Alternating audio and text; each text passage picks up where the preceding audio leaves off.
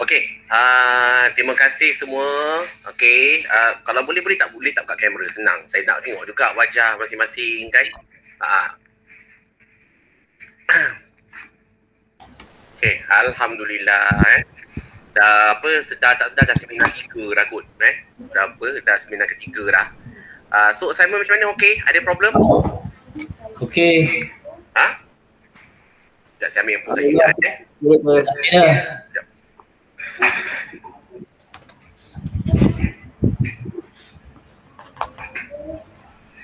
Okey.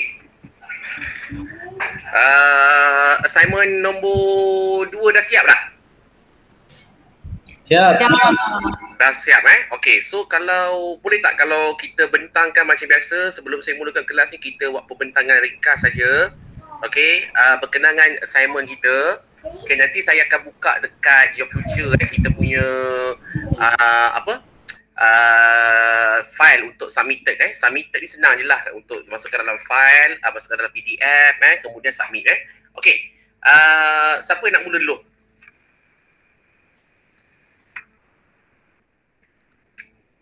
Saya Doktor. Okey, Nizam. Okey, silakan. Muhammad Nizam Haji Makno Ya, Doktor.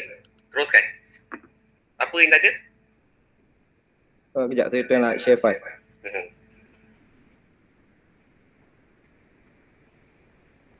Ya, nampak Doktor? Belum lagi, on the way. Doktor, present bahasa Melayu boleh ke? Boleh, tak ada masalah. Saya present sudah. Okey, saya cuba. Okey, nampak tak Doktor? Nampak. Okey, teruskan. Okey, Assalamualaikum. Berkenaan dengan assignment 2.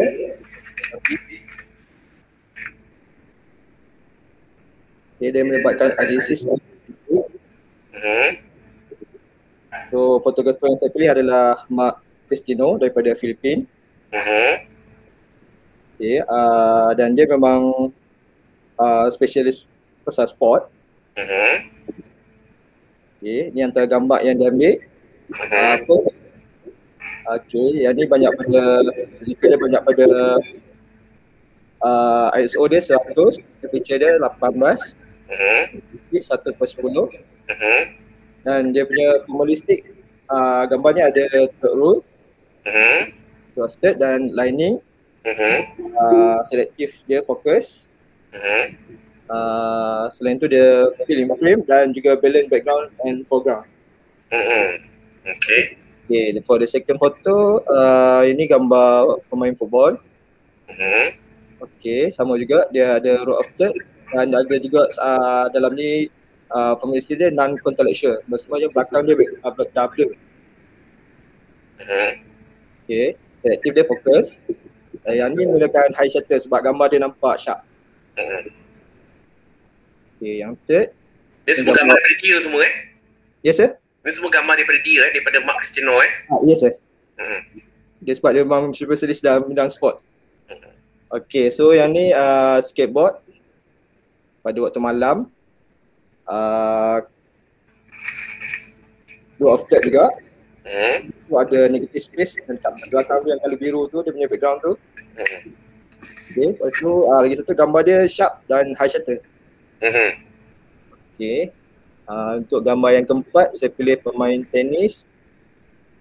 Okay, yang ni dia center frame dekat sebab yang bezakan dia adalah line dekat lantai belakang tu. Warna biru dan putih tu. Lepas tu juga low shutter. Dia nampak drone tu. Dalam keadaan dia yang sedang bermain tenis. Okay, cuma ada kritik sikit pasal gambar ni, dia terlalu close up dan gambar dia nampak tight lah, terlalu tight. Terlalu tight sangat Ya. So untuk gambar yang kelima, orang bermain rugby. Okay, yang ni ada row of third, low shutter dan dia punya background dan foreground dia balance antara atas dan yang bawah tu, lantai dia tu. Okay. So kalau keseluruhan lah daripada gambar daripada Mark Cristiano ni kan, okey. Ya, ya, betul. Apa cadangan apa ni Encik Mak Nizam lah, Saudara Nizam untuk maksudnya adakah kita perlu dapatkan figure yang betul-betul freeze figure ataupun kita dapat macam blur-blur macam ni, mana yang elok sebenarnya untuk spot foto sebenarnya? Orang nak tengok Spot foto bagi saya suka yang high shutter tadi tu, yang nampak pegun tu, nampak pegun dan sharp. Sebab apa suka high shutter daripada low shutter, sebab apa? Sebab yang tu kita nampak subjek tu lebih jelas tu. Kan? Betul tak? Ya. Kan? So jadi memanglah orang kata kalau sebab dalam journalism kata tak penting pun blur ke tak blur ke nampak low shutter ke high shutter, tapi sebenarnya dalam sport kita nak nampakkan movement tu dia memang penting, tapi kita nak nampakkan elok kita buat high shutter sebab nak nampakkan dia punya face expression, body language dia dengan situation yang berlaku yang sukan pada waktu tu. Saya rasa itu lagi elok sebenarnya kalau buat high shutter, tapi bergantung jugalah pada teknik-teknik sebab ada orang suka pakai menampakkan movement, dia nampakkan movement, ada orang suka high shutter, ada orang suka low shutter dan sebagainya Okey, jadi terima kasih banyak-banyak Sama-sama. Okey. So, siapa nanti jangan lupa nanti upload dekat dalam your future nanti assignment nombor tu Dah Doktor. Okey, dah Dah. Alhamdulillah. Okey. Next lagi, siapa boleh? Saya sir. Okey, Hani Najihah. Ya. Okey, Hani Najihah. Okey, teruskan.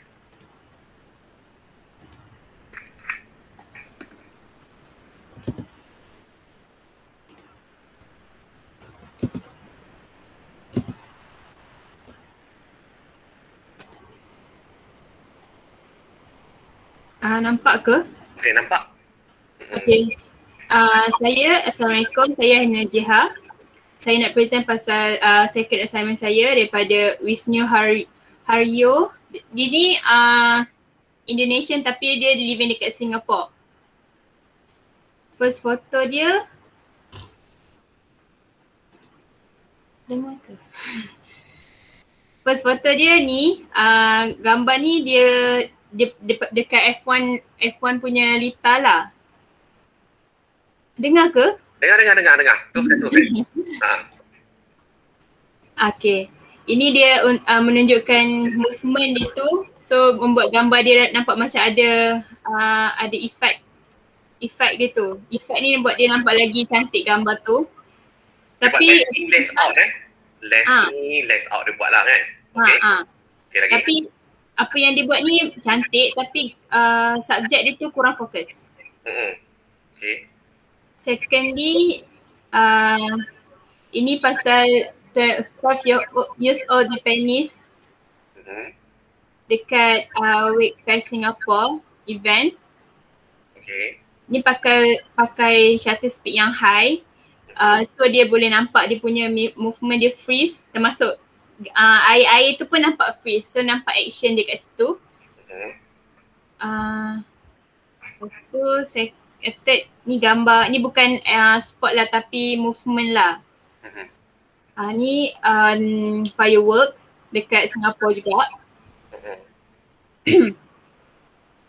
Ini dia gambar ni untuk express dia punya movement of the flare fireworks tu. Okay. Ini gambar football player. Dia guna high shutter speed tapi gambar ni memang freeze tapi tak nampak contact sangat dia punya background dia tu. So gambar ni tak attractive enough lah. Okay. Itu dia punya komen. Aku rasa tak attractive enough tu. Sebab apa dia rasa tak attractive sangat? Sebab apa? Sebab nampak kosong. Background dia tu nampak kosong satu. Lepas tu action dia tu sebab dia freeze kot saya rasa. And tak nampak contextual background dia tu. Okay. Okay, next. And last one ni rugby. Ini dia guna high shutter speed. Tapi gambar ni bagi saya atraktif. Tapi terlampau frame dia tu tak ada Tight sangat tight sangat frame dia tu. Tapi gambar ni bagi saya atraktif sebab nampak dia punya teamwork, dia punya struggling dia tu dalam sport. Okay. Okay, terima kasih Hani Sama. Okay, tapi kalau ikut Ani punya pilihan sebenarnya Ani suka gambar sport yang macam mana sebenarnya? Sport ni bagi saya depends on sport tu. Apa yang subjek tu. Kalau macam sport kereta tak cantik kalau macam high shutter speed sangat. Sebab tak nampak movement tu. Tapi kalau macam sport yang perlukan movement macam nak kena freeze kan, macam swimming ke, lagi cantik kalau dia high shutter speed. Okay, memang high shutter speed lah kan, sebab apa orang nak tengok sukan, nak tengok kata apa face expression dia, body language dia Ya betul. Okay, Alhamdulillah, tapi nanti saya sambung lagi. Okay, kalau saya sebenarnya saya seronok tengok sebab apa masing-masing dah tahu cara nak baca gambar, betul tak kan? Tengok dalam aspek interpretation, dalam aspek mechanical dan dalam aspek formalistik. Ada 3 benda tu yang kena tengok. Bila saya tengok tu maknanya bila kita tengok tu berlandaskan pada 3 perkara tadi tu, maknanya kita boleh interpret gambar dengan betul. Itu yang membezakan kita dengan mereka yang belajar fotografi yang is not based daripada education formal, dengan mereka yang belajar fotografi just belajar saja ataupun daripada YouTube, daripada apa semua, mereka tak faham konsep apabila nak melihat gambar. Okey, berbalik kepada kita punya kata apa yang tadi tu, okey, sebenarnya bila kita capture gambar sport ataupun action, okey, penting bagi kita tekankan 3 benda. Yang pertama adalah dia punya face expression dia. Face expression sangat penting. Face expression dengan gesture tu terlalu penting. Sebab kadang-kadang face expression dan gesture tu menggambarkan situasi pada waktu tu. Yang kedua tadi yang saya sebut adalah gesture, iaitu position, gesture badan, kata apa, pergerakan badan dan sebagainya. Dan yang ketiga adalah situation. Situation tu penting. Kalau dalam sport memang perlu contextualize background. Dia jangan, kita tak boleh buat non-contextualize. So apa contextualize tu menggambarkan permainan, menggambarkan pada waktu bila, kat mana. Sebab apa? Sebab apa kalau gambar yang terlalu tight, dia tak nampak sangat kata apa situation ataupun background yang betul. Jadi maknanya that's why orang akan rasa macam gambar tu macam sempit, dia rasa.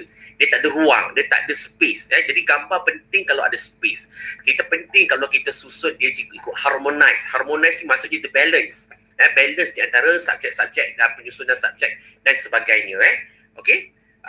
Alhamdulillah. Okey, saya teruskan yang lain. Lagi? Siapa nak present lagi? Fatin? Nak present? Saya punya gambar mostly bukan sport lah, doktor. Tak apa, present aja. It's okay. Saya rasa okay. Okay, bismillah. Sekejap. Saya share. Saya nak share ni. Sekejap. Saya nak share? Saya nak share. Dekat belah mana ni Yang ada anak panah ni ke? Cakap tak siap. Siap lah. Tapi tak jumpa lah. Dekat belah mana nak present? Present now. Sebelah tangan tu. Sebelah tangan. Present now. Present now. Lepas tu ambil entire screen Okay. Betul. Nampak lah? Nampak Okay, so bismillahirrahmanirrahim. Saya punya. Basically saya ambil daripada kenalan saya sendiri. Nama dia Imam Haziq Safian. So yang ni yang dia punya gambar lah. Okay, saya ambil gambar gasing untuk gambar pertama. Nampak ke? Nampak kan? Belum lagi, tak nampak lagi. Tak nampak lagi. Astaghfirullahaladzim. Macam mana nak? Oh. sorry. Okay, nampak kan? Ya. Allah Akbar. Sorry. Okay. Nampak Okay, teruskan. So basically saya ambil gambar gasing ni untuk subjek yang pertama. Dia menggunakan Nikon D7000 dengan shutter speed 1000 second per second. So saya ambil gasing ni sebab dia memberi dia punya subjek ni sangat nostalgic lah. Maksudnya bila saya tengok gambar ni, personally saya rasa dia mengimbau permainan tradisional yang dulu-dulu yang sekarang orang dah jarang main. Okay. So untuk gambar ni pada saya dia sangat menarik dan dia masih lagi maksudnya daripada gambar ni saya boleh nampak yang dia masih lagi tak lupa permainan tradisional lah, walaupun sekarang ni kita dah zaman moden kan. So fotografer ni dia lebih maksudnya kekalkan lagi tradisional tu walaupun ramai orang dah lupa. Okay, so yang kedua ni kepada momen lah, momen di mana kanak-kanak bermain. Okay, benda ni terjadinya spontaneous. Dia menggunakan Nikon D7000 juga dengan ISO 800. Untuk gambar ni pada saya dia menangkap valuable moment lah, maksudnya momen yang kita tak boleh macam benda tu dibuat-buat, benda tu memang spontan. So pada saya benda ni sangat bernilai lah. Okay, next this one dia menggunakan Fujifilm HS55EXR. Yang ni dekat Korea kalau tak silap saya tanya dia. Yang ni movement roller coaster lah. So, yang ini dia menggunakan ISO 100 dengan shutter speed 500 per second dengan aperture f4 lah. Okay. Next yang ini pun lebih kepada momen juga. Dia during raya. So basically kita tahu yang ketupat ni memang juadah yang perlu ada lah di pagi raya. So waktu dia capture ni memang dia nak ketengahkan yang waktu tu lah waktu raya. Okay, next this one yang antara yang saya menarik perhatian, dia lebih kepada, saya tengok gambar ni saya terus teringat satu quote ni, wish we could turn back time to good old days. Sebab kita faham dengan situasi sekarang ni kita pressure dengan COVID, dengan tak boleh kena lockdown pun semua. So bila saya tengok gambar ni saya rasa macam kalau lah boleh patah balik macam tu. So yang ni dia menggunakan Nikon D700. So basically gambar-gambar yang saya tengok ni saya ambil dekat pada sini. Dia ada join guru shot. So banyak lagi dia punya collecting gambar dia yang dia shoot. So basically dia dah master lah dalam fotografer kalau dalam website ni. Sebab yang guru shots ni bukan orang ni yang macam mana bagi award, orang-orang luar, fotografer luar yang bagi award. So basically gambar dia banyak yang menarik lah. Okay, itu sahaja. Okay, Fanti design jauh beza tu. Itulah, saya rasa macam aduh tengok orang lain punya spot, aduh jauhnya. Nanti saya buat balik rasa ada tu. Kena jauh beza tapi tak apa, nanti boleh kena repair balik lah kot Itu yang spot photographer, just pilih the Asian spot photographer lah macam sahabat kita buat. Dan bahagikan macam yang siap macam Nizam dengan Hani tadi buat tu betul betul buat macam tu Okay. Tak apa, sama-sama. Okay, lain? Semua okey ke ni? Kalau saya nak cuba boleh? Silakan, tak ada masalah, silakan. Faika? Ya, betul. Sekejap Saya nak tanya, yang macam saya kan nanti kena amend balik kan assignment tu kan. So saya kena submit bila? Sebelum minggu depan. Sebelum minggu depan, okey. Dalam folder yang sama Ya betul, folder nombor 2, assignment nombor 2. Okey, sebelum seminar keempat ke macam mana? Sebelum seminar keempat. Sebelum seminar keempat lah nanti. Kejap lagi saya akan bagi tambahan assignment lah nanti. Okay. Baik. Kalau boleh buat awal kan. Dia tak adalah macam redundant dengan subjek assignment yang nombor 4 kan. Okay. Alright. Faika, silakan. Faika. Okay, sir. Nama Faika betul siapa Nur Faika Daniela. Nur Faika, okay Daniel, okay dapat. Okay. Nampak tak? Okay. Silakan. Okay. Hi sir, my name is Faika and saya pick Joshua Paul, Malaysian photographer. Okay. Ni dia. And then he used to do sport photography. Like this one. Saya nampak tak? Nampak. Silakan, teruskan. Okay, this one is about motocrossing sports event, high shutter and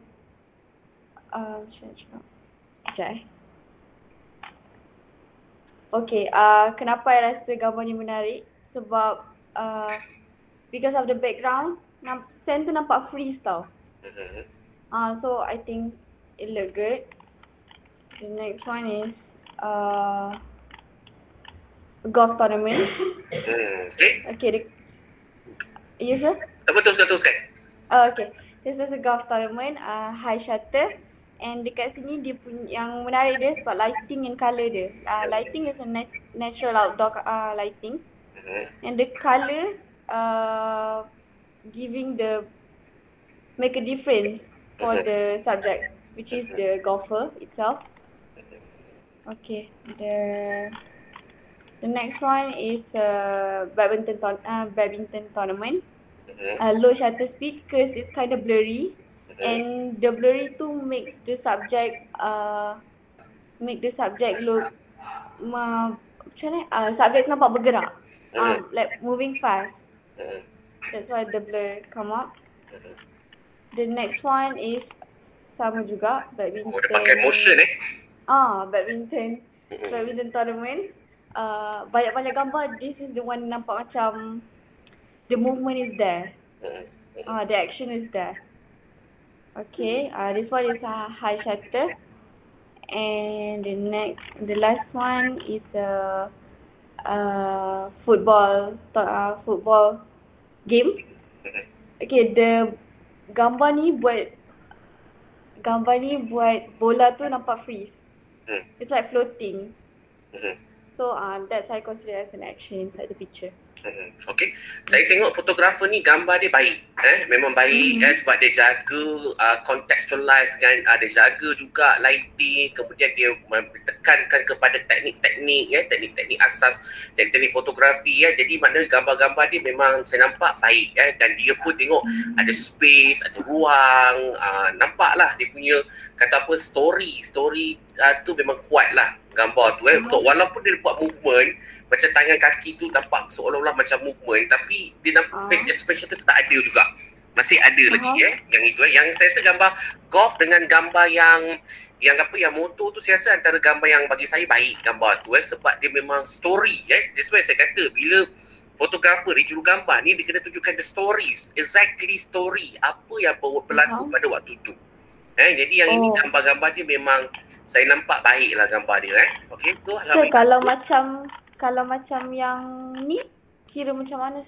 Ini dia main teknik, dia main motion dia main sebagai teknik motion lah, ataupun dia nampakkan macam seolah-olah macam movement, nampak pergerakan. Saya panggil sebagai motion low shutter, dia menggunakan low shutter yang ni jadi nampak dia main dengan teknik.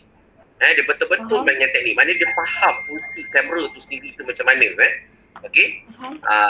That's why saya kata kita ambil juga daripada Flasa juga Flasa pun ada sebut maknanya kita ni sebagai camera operator dan kita kena mahir dengan teknik-teknik ataupun button-button yang terdapat dalam kamera kita tu. Jadi that's why bila kita mahir macam contoh di exposure, bermain dengan exposure, jadi maknanya kita boleh dapat ada the more idea yang lebih berani untuk kita nak hasilkan gambar walaupun dia nampak journalism, tapi dia masih lagi boleh kita implementkan teknik-teknik yang menunjukkan kita punya kemahiran kita dalam pengendalian kamera tu. Yang ini saya rasa baiklah gambar-gambar dia okey. Sir, saya kacau. Saya punya sama dengan Faika punya. Sebiji ke? Ada certain gambar yang sama macam tadi Lee Chong Wei smash. Tak apa. Sebab apa? Perbezaan mungkin daripada segi membaca gambar tu berbeza-beza kan. Tak ada masalah kan. Alright. Okay, Dori. Okay, sir. Okay. Faika, ada lagi? Yes, sir. Okay, itu saja. Okay, terima kasih. Thanks Okay. Sama. Saya teruskan lagi. Siapa lagi? Siapa lagi? Adik mana Adik? Adik Yusof. Mana Adik Yusof? Mana? Main sebut. Aduh. Mana? Hati ni. Buka kamera. Tengok sikit. Aduh. Sekejap Ada. Okey. Silakan. Okey, Assalamualaikum. Okay. Muhammad Adik bin Yusof kan? Ya, betul. Okey. Aduh, hati.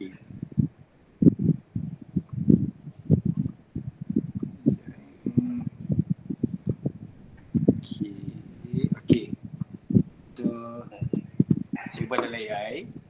So saya select fotografer Stanley Chow dia International Sport Photo Contributor, which is Malaysia ke? Orang mana ni? Malaysia, orang Malaysia. Okay, orang Malaysia. So dia antaranya dia cover untuk World Club, World Cup punya tournament, Olimpik. So dia antara yang lama lah fotografer untuk sport. Okay, so satu dia punya award untuk Olimpik Tokyo 2020. So yang ni dia punya composition untuk foto lah. China, Zoom tak nampak.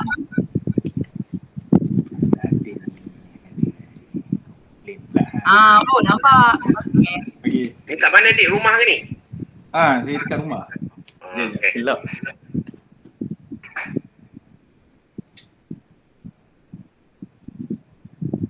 Alright. Okay. Okay, so interpretation, clear image, so zoom, maksud saya dia punya composition dia center, so is perfect full frame lah. Mechanical yang dia guna Sony Alpha 9 dan low ISO. Untuk dapatkan image blurry dia pakai f number 3.5. Tak dengar dik, suara makin ke dalam. Tak dengar? Suara tak dengar, makin kurang dengar. Alamak, okey. Ini dengar? Okey. Dengar? Okey. Dengar sikit. Alright, so formalistic dia pakai angle and then focal point and zoom in lah. So which is dia pakai tele lens. Okay, so the next synchro kira dive jump.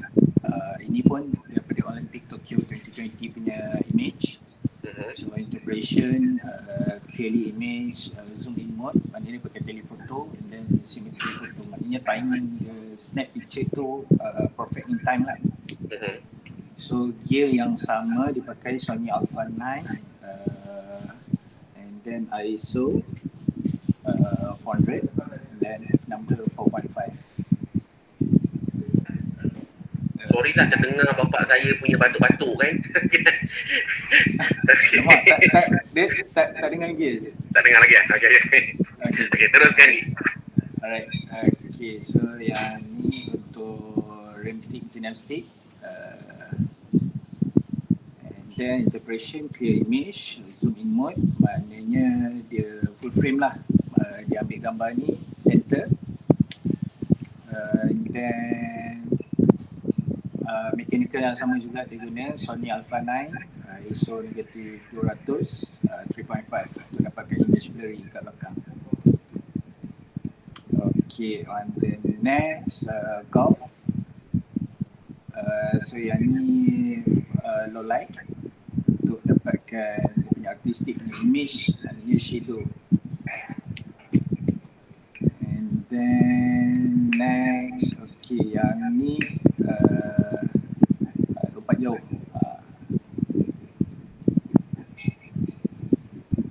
So mechanical yang sama juga diguna, then formalistic, angle, focal point dengan zoom in. So yang ni lompat galak, okay, yang ni clearly image, and then this one, angle, focal point dengan zoom in lah. And then last one, this one dipakai konsep rule of third, which is daripada jauh. So integration saya dia composition, tone clearly, perfect full frame.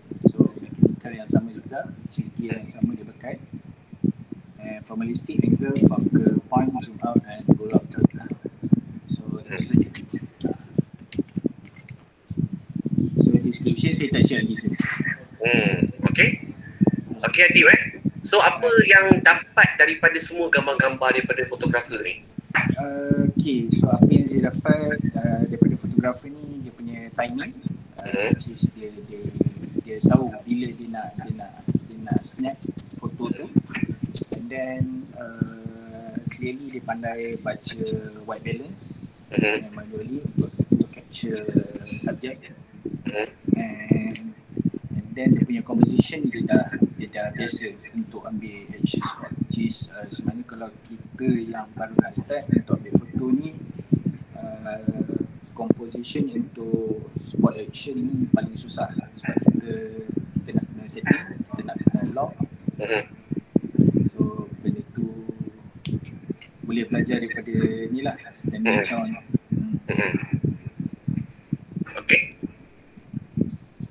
Okay, bagus. Okay, thank you Adib. Terima kasih. Thank you sir. Thank you Dr. Sorry. Okay, thanks. Alright. Okay, tak apa, nanti saya akan panggil jugalah beberapa nanti untuk bentangkan sikit apa benda yang dah dapat untuk the assignment. Just cerita je lah, okay. Tapi saya akan berikan sedikit kelas sikit lah kot daripada nota-nota yang saya dah upload pada semua pada beberapa minggu yang lepas. Okay, nota pertama ni adalah visual technique, terms and analysis. Okay, saya kalau dalam fotografi ni, dalam visual saya sangat suka cerita berkenaan dengan aspek formalistik. Okay, aspek formalistik.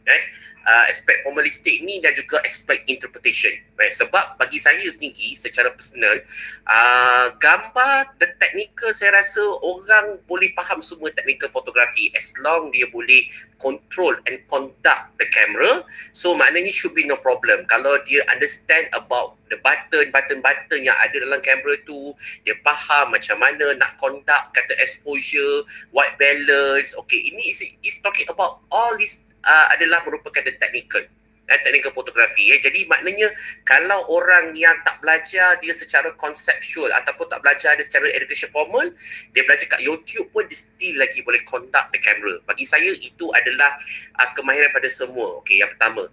Yang kedua, kamera ni, dia sekarang ni orang dah tak pakai DSLR.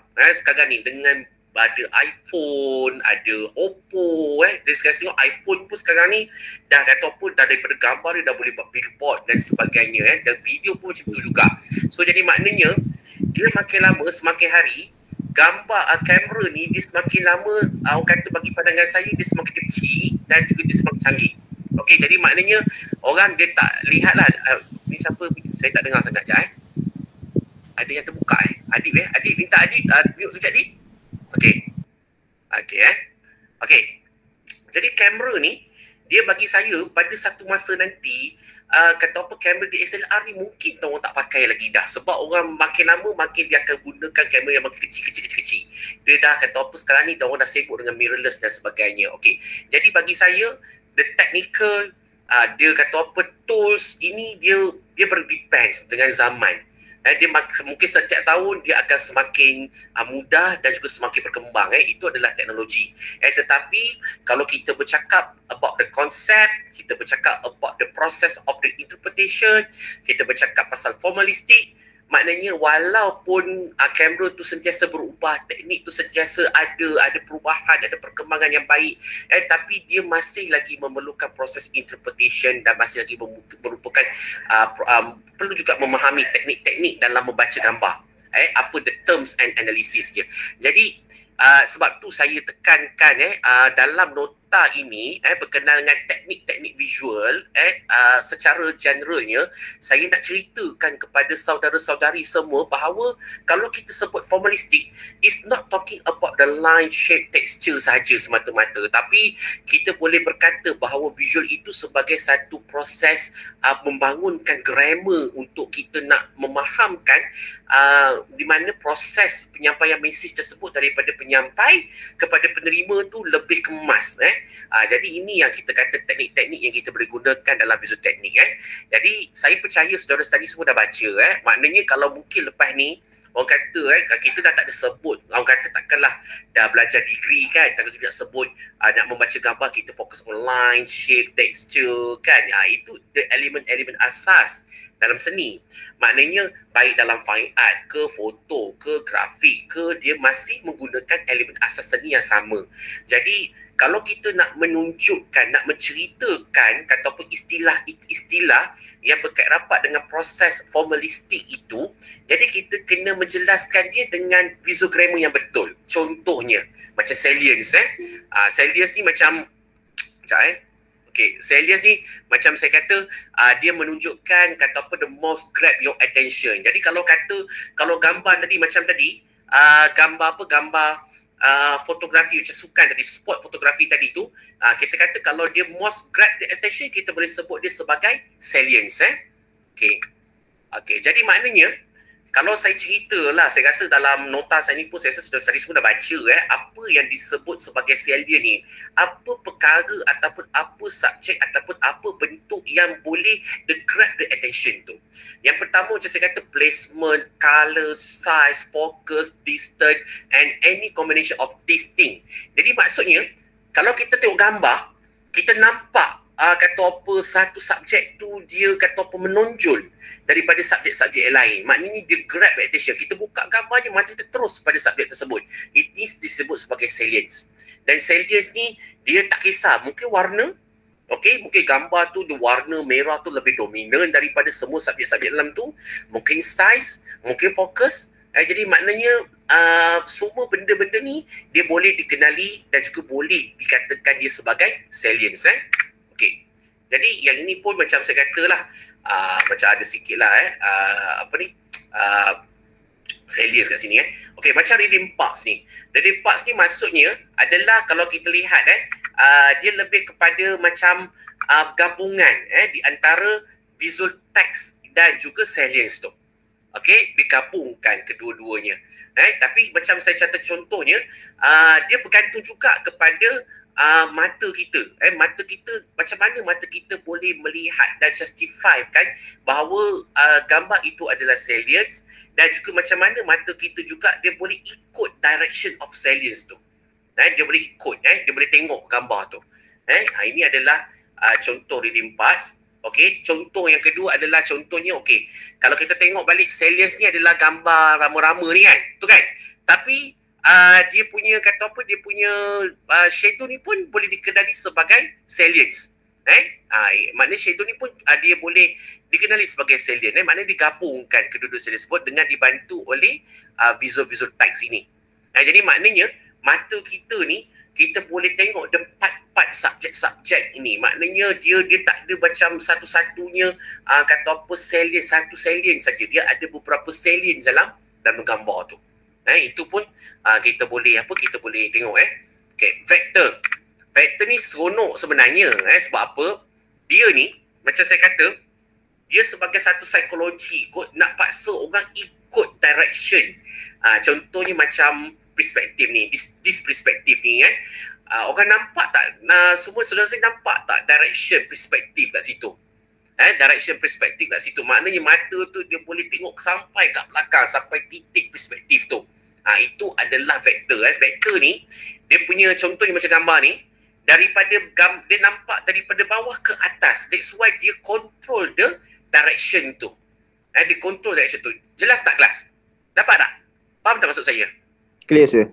Clear Jadi yang ini sebenarnya gambar ni dia memerlukan kata apa macam betul-betul kata apa follow the kata apa macam movement of direction. Kata apa contohnya depan ke belakang, atas bawah ke atas, kata apa nampak perspektif belakang ke depan ke belakang. Yang ini dikenali sebagai the vector. Vector jadi contoh macam gambar ni kita nampak lah daripada bawah ke atas lah. Ada contoh gambar realistik sikit daripada gambar. Ada tu banyak dekat internet, tapi yang ini tak pasti cerita kat sini dulu. Okey, nanti kita akan nampak ni. Kejap lagi okey. Ada orang nak masuk tu. Ada orang nak masuk kejap Sorry. Okey, semua clear tak? Ini kata apa the tingkat kata apa selain daripada yang line shape texture tu kan. So mungkin lepas ni kalau saudara-saudari bentangkan gambar nanti dia kata apa kita boleh cakap pasal salient, vector dan sebagainya okey. Ni contoh lah gambar. Okey. Dia sama juga composition axis the vertical axis dan horizontal axis okey, nampak maksudnya teori ni maknanya kita panggil visogrammar ni nampak maknanya daripada bawah ke atas, atas ke bawah. Maknanya dia tidak ada mana-mana subjek yang kata apa yang dominance. Dia susun semua subjek tu secara vertikal ataupun horizontal. Yang ini adalah contohlah gambar yang apa untuk vertical or horizontal axis. Okey. Ini adalah the center. Center ni adalah maksudnya image here ada nucleus information, the margin image at subservience. Nampak? Maksudnya kita nampak subjek tu yang gambar orang tengah bercium tu. Tapi sebenarnya, okey, kalau kita nak tunjukkan maknanya dia sebagai nucleus information, jadi maknanya kita buat contohnya orang pegang telefon, okey, dia macam seolah-olah macam dia bergambar subjek tersebut, lepas tu keluar gambar dekat telefon tu. Maknanya dia maknanya background dengan subjek tu dia kata apa the nucleus information tu. Ni adalah center. Okay, framing ni adalah contohnya framing ni bukan frame gambar tapi framing ni adalah kata apa dia framekan isu tersebut.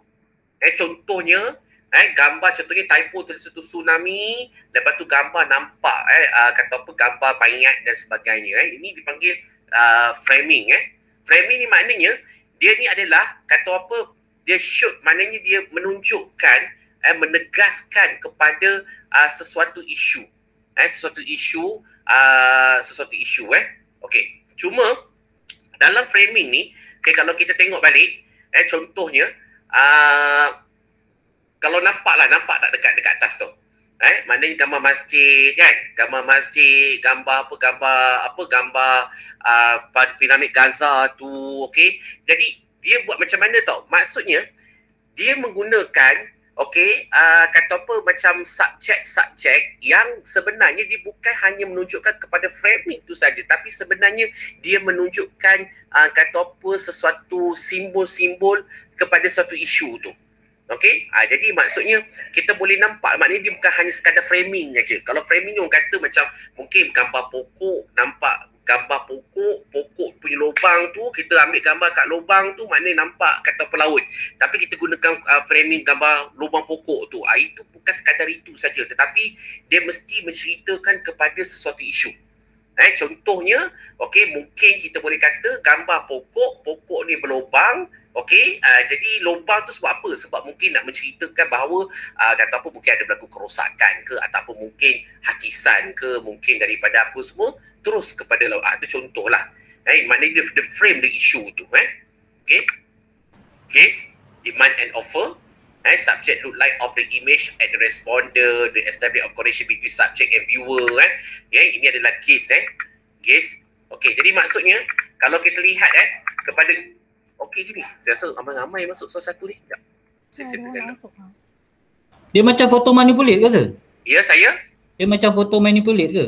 Bukan. Dia maksudnya, dia bukan masalah foto manipulate. Ini kita kata macam contohnya, yang ni.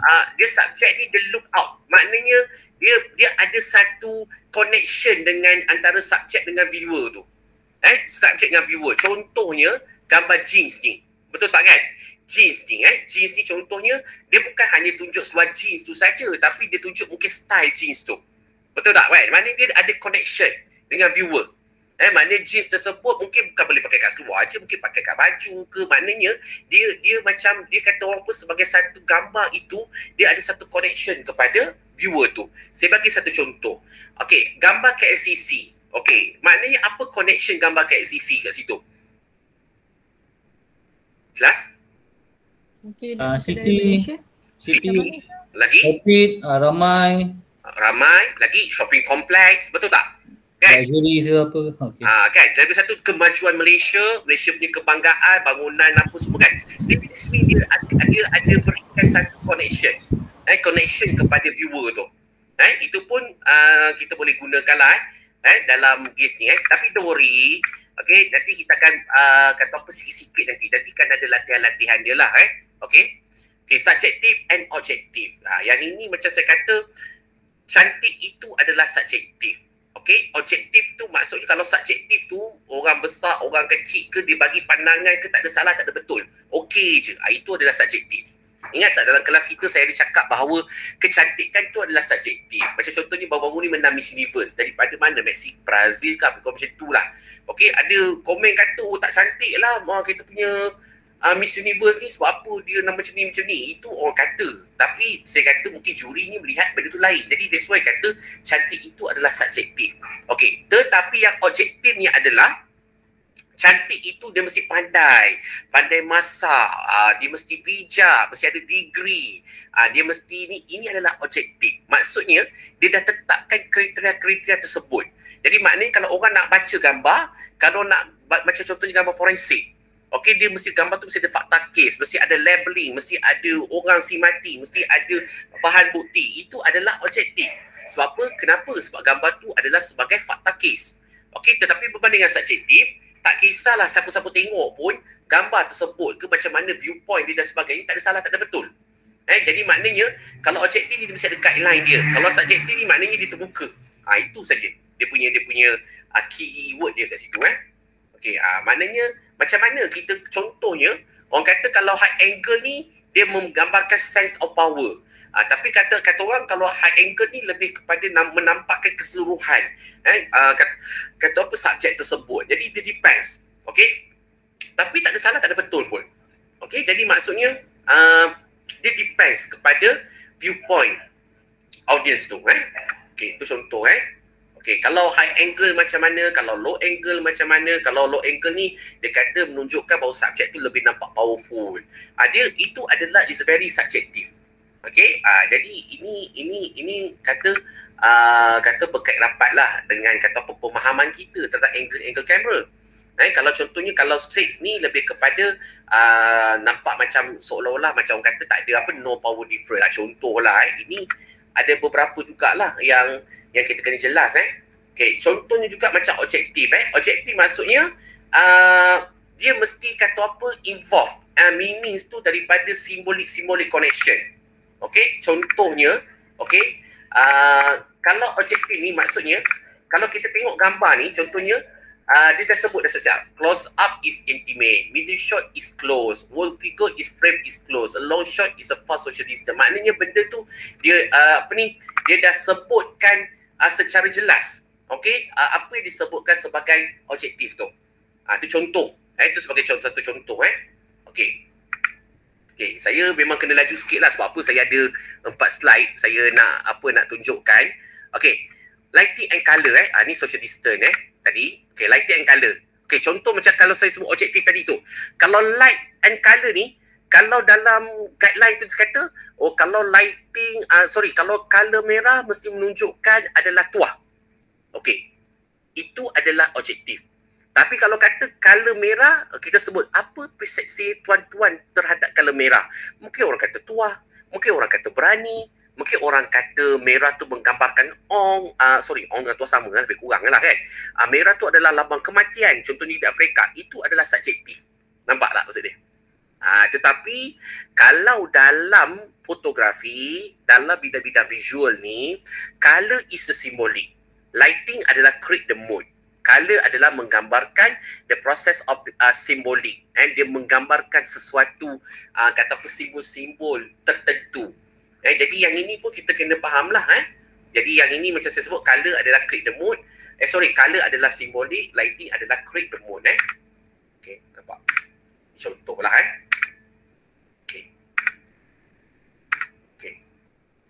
Okay, modality credibility lowest modality ini dalam grafik lah Jadi ni tak ada masalah lah, boleh digunakan juga. Okey, ni saya cakap dalam konteks fotografi Yang ini pun saya rasa nota ni dia bagi sangat bagus, dia bagi sangat detail. Nanti saya akan bagi ada satu nota lagi yang menjelaskan secara literasi. Okey, dia akan ceritakan balik betul-betul berkenaan dengan salience, vector. Saya ingat dalam next week saya akan naikkan jugalah. Okey.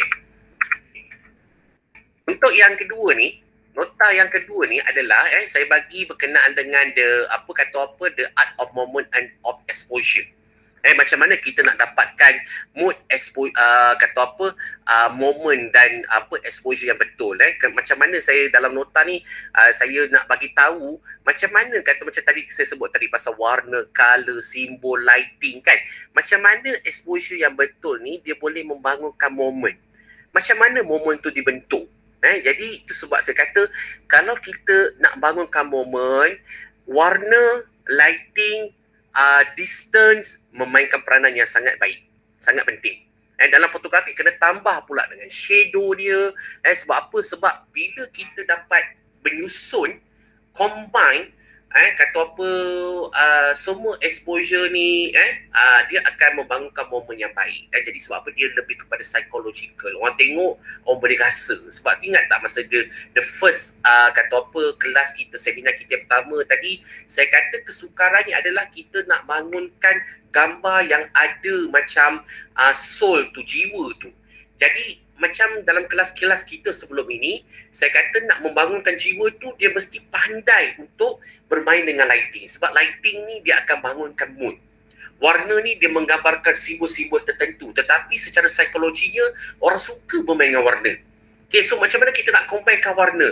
Sebab tu kalau nak combinekan warna, kita kena pandai white balance. White balance kita kena betul-betul mahir dalam dalam kamera tu sendiri. Macam mana kita nak main color, nak naikkan color merah, color biru, hijau dan sebagainya.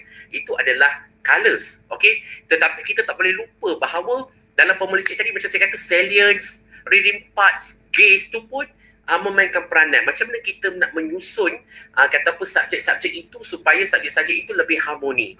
Dia lebih balance. Dia tak ada kata apa, dia perlu ada ruang, perlu ada kata apa, penegasan.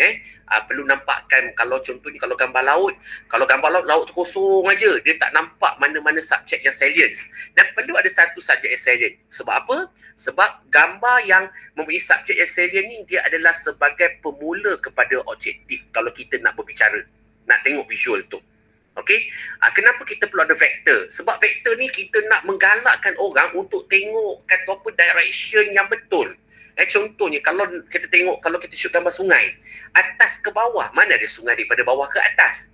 Tak, betul tak? Itu adalah hukum alam sebenarnya. Nak tengok macam laut, kiri ke kanan. Kita nak memaksa audience tu dia tengok daripada kiri ke kanan, atas ke bawah. Itu disebut sebagai vector direction tu. Jadi contoh macam kita ambil gambar KLCC. Kalau gambar KLCC kita shoot daripada angle low angle.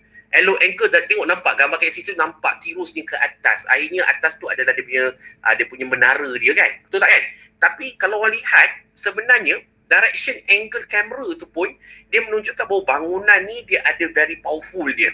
Nak menunjukkan dia punya power bangunan tu, nak menunjukkan betapa berkuasanya sesuatu bangunan ataupun individu ataupun subjek-subjek tersebut. Itu pun bermain dengan kata apa, teknik-teknik yang betul.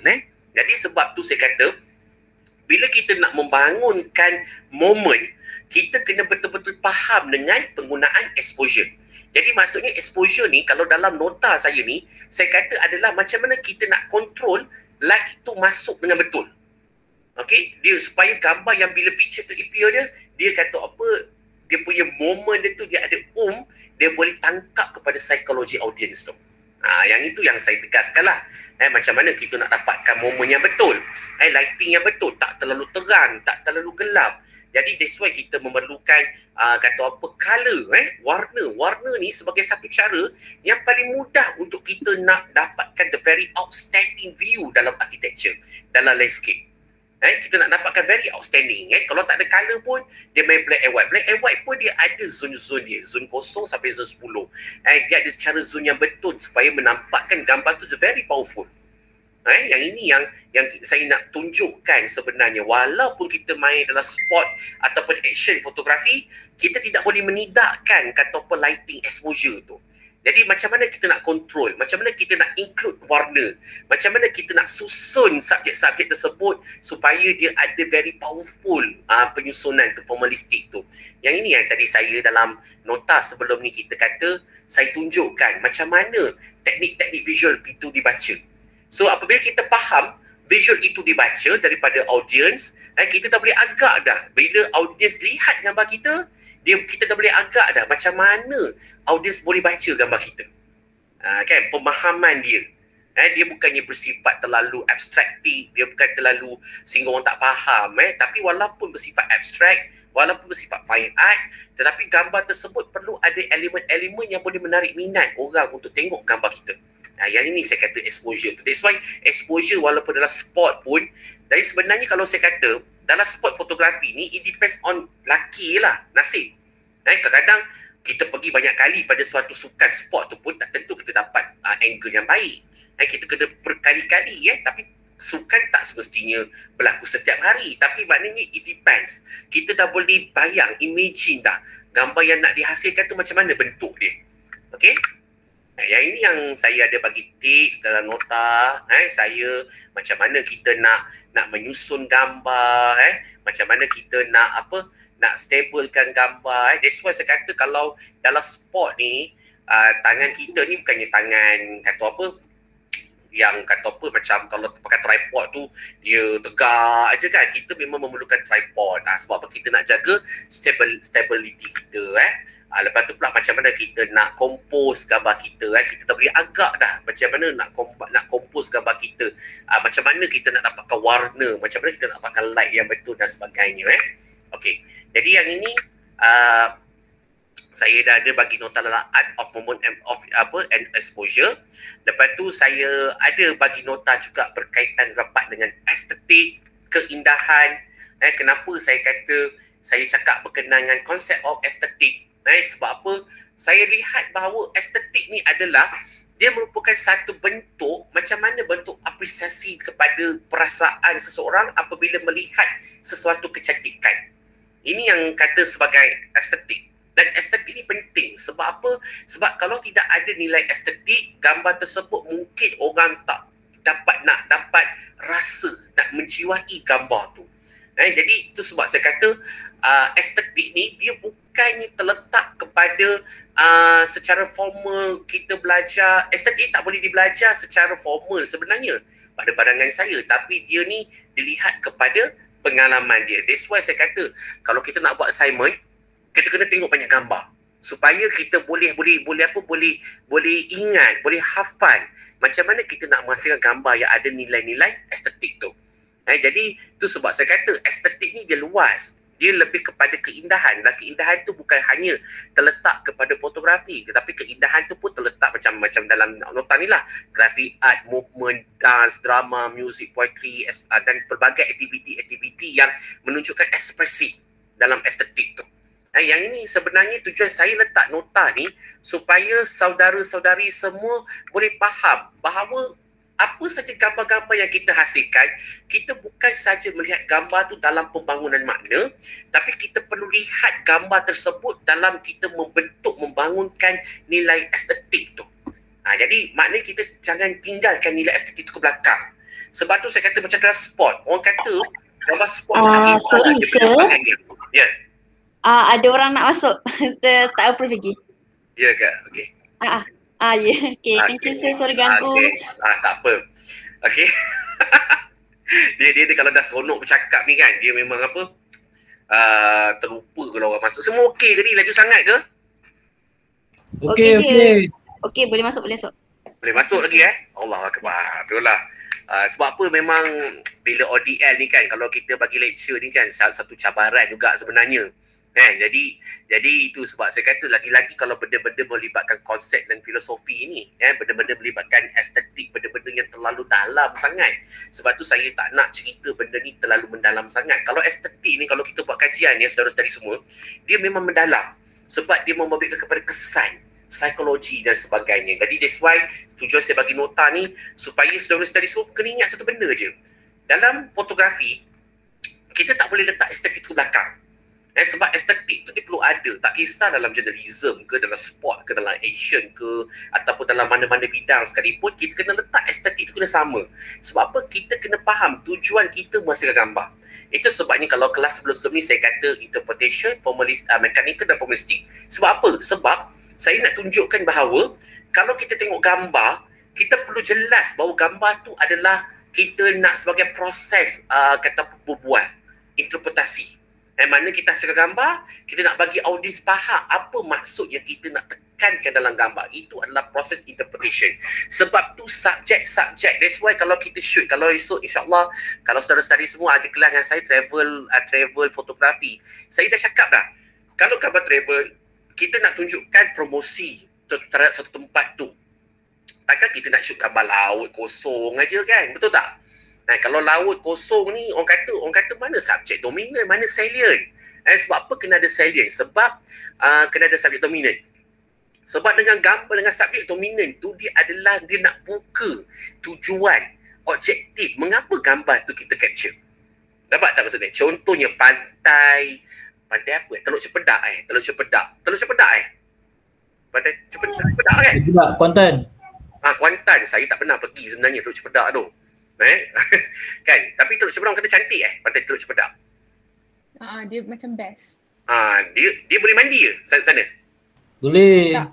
Tak. Boleh lah. Boleh Sebab Boleh, sebelah Tisa tu tempat mandi lah. Dia tak boleh mandi kat Terengganu tu yang tak boleh mandi kan, betul tak? Terengganu pun kalau Club Med boleh. Boleh Cerating boleh. Tapi saya pergi Terengganu, saya tengok memang banyak pantai Terengganu tak boleh mandi Sebab kuat kot ombak dia dan warna hitam. Ya. Orang kata pantai dia macam pantai. Landai. Dia ke dalam kan? Tapi orang kata kalau masa tu saya pergi dekat Pulau Tioman, ya Allah, dia punya pantai dia tu kalau kita mandi kan, tengok bawah nampak kaki kita dengan pasir tu memang jernih air dia. Kan? Okey. Orang katalah kalau pantai. Orang kata Teluk Cempedak. Apa identiti Teluk Cempedak tu? Tu contoh. Tu contoh. Apa keindahan Teluk Cempedak tu sebagai satu pusat pelancongan. So kita kena tunjukkan kata apa subjek-subjek yang menunjukkan dia sebagai satu pusat pelancongan. Tu contoh. Supaya gambar tu dia tak kosong. Dia tak kosong, nampak pantai je, orang tak nampak menarik, mata tu dia tak boleh attract, mata dia tak boleh attract. Okey? Tetapi itu adalah nak bangunkan interpretation. Okey, yang kedua saya kata mechanical. Sebab apa? Sebab kita tidak boleh menidakkan teknikal ni. Exposure. Kita macam mana kita nak dapatkan lighting yang cukup. Yang kata apa? Yang tak terlalu terang, yang tak terlalu gelap. Kita pun kena faham golden hour. Lepas tu pula dah lah faham golden hour pula. Lepas tu pula kita pun kena pandai main dengan kalau apa? White balance, color temperature dan sebagainya. Okey, itu adalah mechanical. Okey, tetapi yang ketiga ni formalistik ni. Formalistik ni lah yang kata apa, yang nak menyusun, mengubah subjek-subjek tersebut. Mengubah ni maknanya susun atur subjek-subjek tersebut supaya dia balance. Okey, dia ada nampak salience dia, faktor dia. Itu adalah dalam aspek formalistik.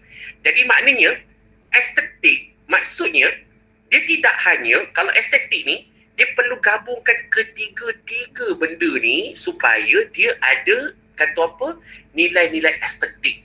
Dia boleh menceritakan bahawa kalau gambar ini dia cantik, dia indah, sekiranya dia ada proses interpretation, dia ada mechanical dan ada formalistik. Ini yang kita sebut sebagai kalau ada tiga-tiga ni, baru dia ada estetik. Satu ayat saya kata, gambar ada makna tapi tak ada technical, tak ada formalistik, tak ada makna. Gambar kalau tak ada mechanical, ada interpretation, ada formalistik, gambar itu seolah-olah macam mati. Macam matilah. Sebab apa tak nampak, macam orang kata bukan mati, dia macam tak berapa bijak lah. Sebab apa orang kata tak tunjukkan teknikal, nilai teknikal dan sebagainya. Formalistik, gambar ada interpretation, ada mechanical, tak ada formalistik, gambar tu mati. Dia tak ada nyawa. Tetapi untuk nak tarik orang menjiwai gambar kita tu, dia perlu ada penggabungan ketiga-tiga aspek tu. Itu yang saya tegaskan, saya tekankan berkenaan dengan nilai estetik. Nilai estetik ni di general. Dia ni bukan hanya perlu main warna je, tapi dia perlu ada exposure, perlu ada interpretation, perlu ada mechanical dan sebagainya. Yang ini yang tujuan mengapa saya letakkan kepada nilai-nilai estetik tu. Nilai estetik ni bukan hanya milik fine art saja, tapi dalam bidang grafik, dalam bidang foto pun perlu ada nilai estetik dia.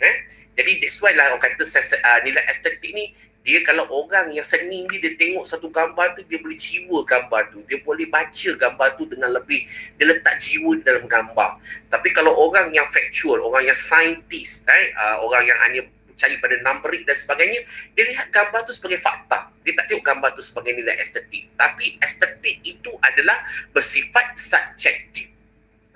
Jadi that's why saya kata it depends kepada knowledge dan experience audience tu.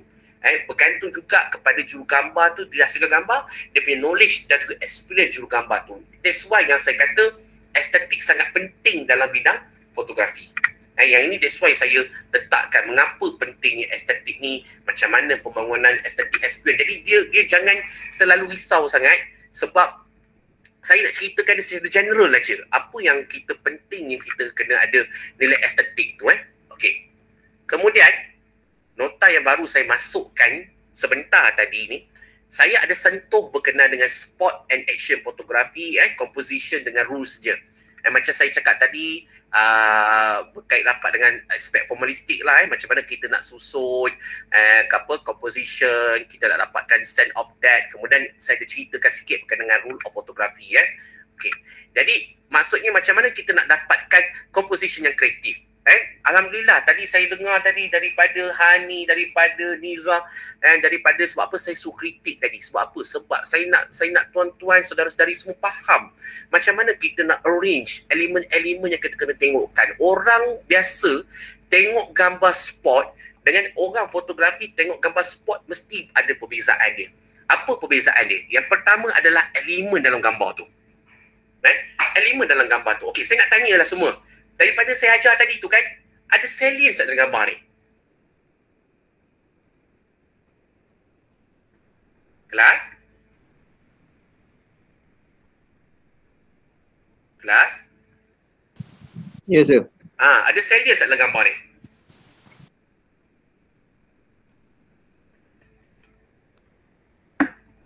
Ada tak salience? Semua boleh jawab.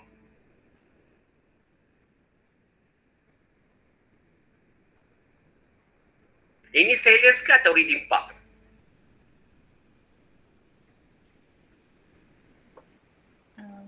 Saya tak tahulah ada ke tak, tapi macam ada orang yang terbang tu. Orang yang terbang? Siapa setuju? Kalau kita buka gambar ni, saya buka gambar ni tadi, mata kita punya viewpoint kita tengok kat mana dulu? Yang terbang tu, yang pegang bola. Saya dengar orang yang jatuh tu, sir. Orang yang jatuh tu. Nampak? Kan? This one saya tanya tadi. Ada salience dalam gambar ni, kelas? Ada. Ada salience tak? Ada saya. Ada. Okay, tadi siapa cakap tadi kata nampak orang terbang. Tadi kata ada orang duduk. Maknanya dia punya viewpoint dia tu, maknanya kalau salient, buka gambar, terus nampak orang yang terbang tu. Contohnya, semua nampak orang terbang tu. Tak ada yang tak nampak. Semua orang nampak. Itu adalah salience. Betul tak? Betul tak? Tapi kalau dia nampak gambar orang terbang, nampak pula orang yang nak jatuh tu, itu adalah reading part. Maknanya ada dua salient dalam satu gambar. Nampak? Faham tak maksud dia? Faham. So maksudnya ada dua cerita lah, nak tengok yang jatuh atau yang terbang macam tu? Maksudnya ada dua subjek tu, ada dua subjek utama lah kepanggilnya. Nampak? Tapi ada juga orang kata orang yang berlari belah kanan tu pun adalah salience. Dia pun nampak juga. Betul tak kan? Jadi maksudnya kat sini, dalam gambar ni dia ada 1, 2, 3. 3 salient dia. Betul tak cakap? Betul. Sebab yang itu yang paling clear. Nampak? Faham tak? Ini yang saya kata faham. Ini kita tak boleh sebut sebagai salient. Kita sebagai reading parts. Tapi kalau salient, kita buka gambar tu, itulah satu-satunya orang yang ada kat situ. Itu adalah salience. Nampak tak? Kelas. Okey. Jadi, dalam spot ni, macam mana kita kan nak suruh orang tu berlakon pula. Oh, kau jatuh, kau berdiri, kau apa, tak boleh kan. Tapi dia kata spot ni sangat mencabar. Dan action fotografi sangat action fotografi, at least kita boleh suruh orang tu acting. Okay, tapi dalam fotografi, dalam spot fotografi ni, kita tak boleh nak suruh orang tu berlakon. Masalahnya apa yang dia berlaku pada waktu tu adalah realiti. Jadi maksudnya ini nasib kita nak dapat gambar yang baik. Sebab tu saya kata, sebagai dalam spot fotografi ni, dia tak boleh satu snap, dua snap. Dia akan beratus, beribu snap untuk dapat. Dia akan pilih mana kata apa gambar yang mempunyai elemen arrangement yang baik. Jadi yang ini yang kita kata macam mana composition ni dia base bukan yang kita boleh develop sendiri, tapi kita base daripada pengalaman kita. Melihat gambar, kita dah boleh bayang, dah imagine bentuk gambar yang nak hasilkan tu macam mana. Itu adalah kata apa kelebihan lah, kata apa cabaran yang sangat hebat kalau sebagai seorang fotografer dan spot fotografi ini. Okey. Dan juga gambar ni juga sebenarnya memang betul orang kata kita nak tunjuk spot. Contohnya orang berenang.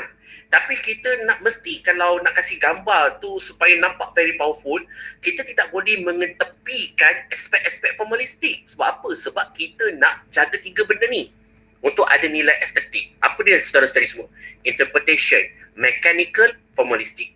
Okay, interpretation, gambar yes. Kita kena tunjukkan secara jelas bahawa berlaku pertandingan renang pada waktu tu. Betul. nampak orang ni tengah berenang, nampak dia pakai kata apa penutup kepala tu kan, nampak dia pakai kata apa dia cermin mata dalam sukan ni panggil apa dah lupa dah kelas. Google. Google kan, kan nampak sebab saya bukan orang sport kan, tapi kalau bagi saya gambar sport, saya tak minat gambar sport kan, Sport fotografi. Ya, sebab apa? Sport fotografi ni dia jenuh tau. Sebab apa? Saya ni terus terang saya kata, saya adalah orang advert ke dalam forensik. Advert masyur lah. Bukan sebab masyur, tapi sebab advert senang nak kontrol. Saya kata, kenapa saya kata senang nak kontrol? Set up lighting sebarang, kita kontrol barang dan sebagainya, kita shoot apa yang kita nak. Itu advertising. Tetapi advertising ni macam saya kata, dia ni perlu memang kata apa, mekanikal kena very strong. Okay, tetapi kalau dalam sport, dalam journalism, kita nak duduk berjam-jam, nak pegang kamera, tak, shoot, entah dapat tak tidak.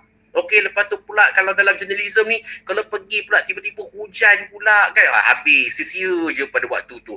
That's why saya kata dalam journalism, dalam sport fotografi, dia kena adalah orang yang sabar. Sabar, dan dia kena ada sense dalam journalism tu. Macam dalam sport, dia kena ada sense dalam sport tu.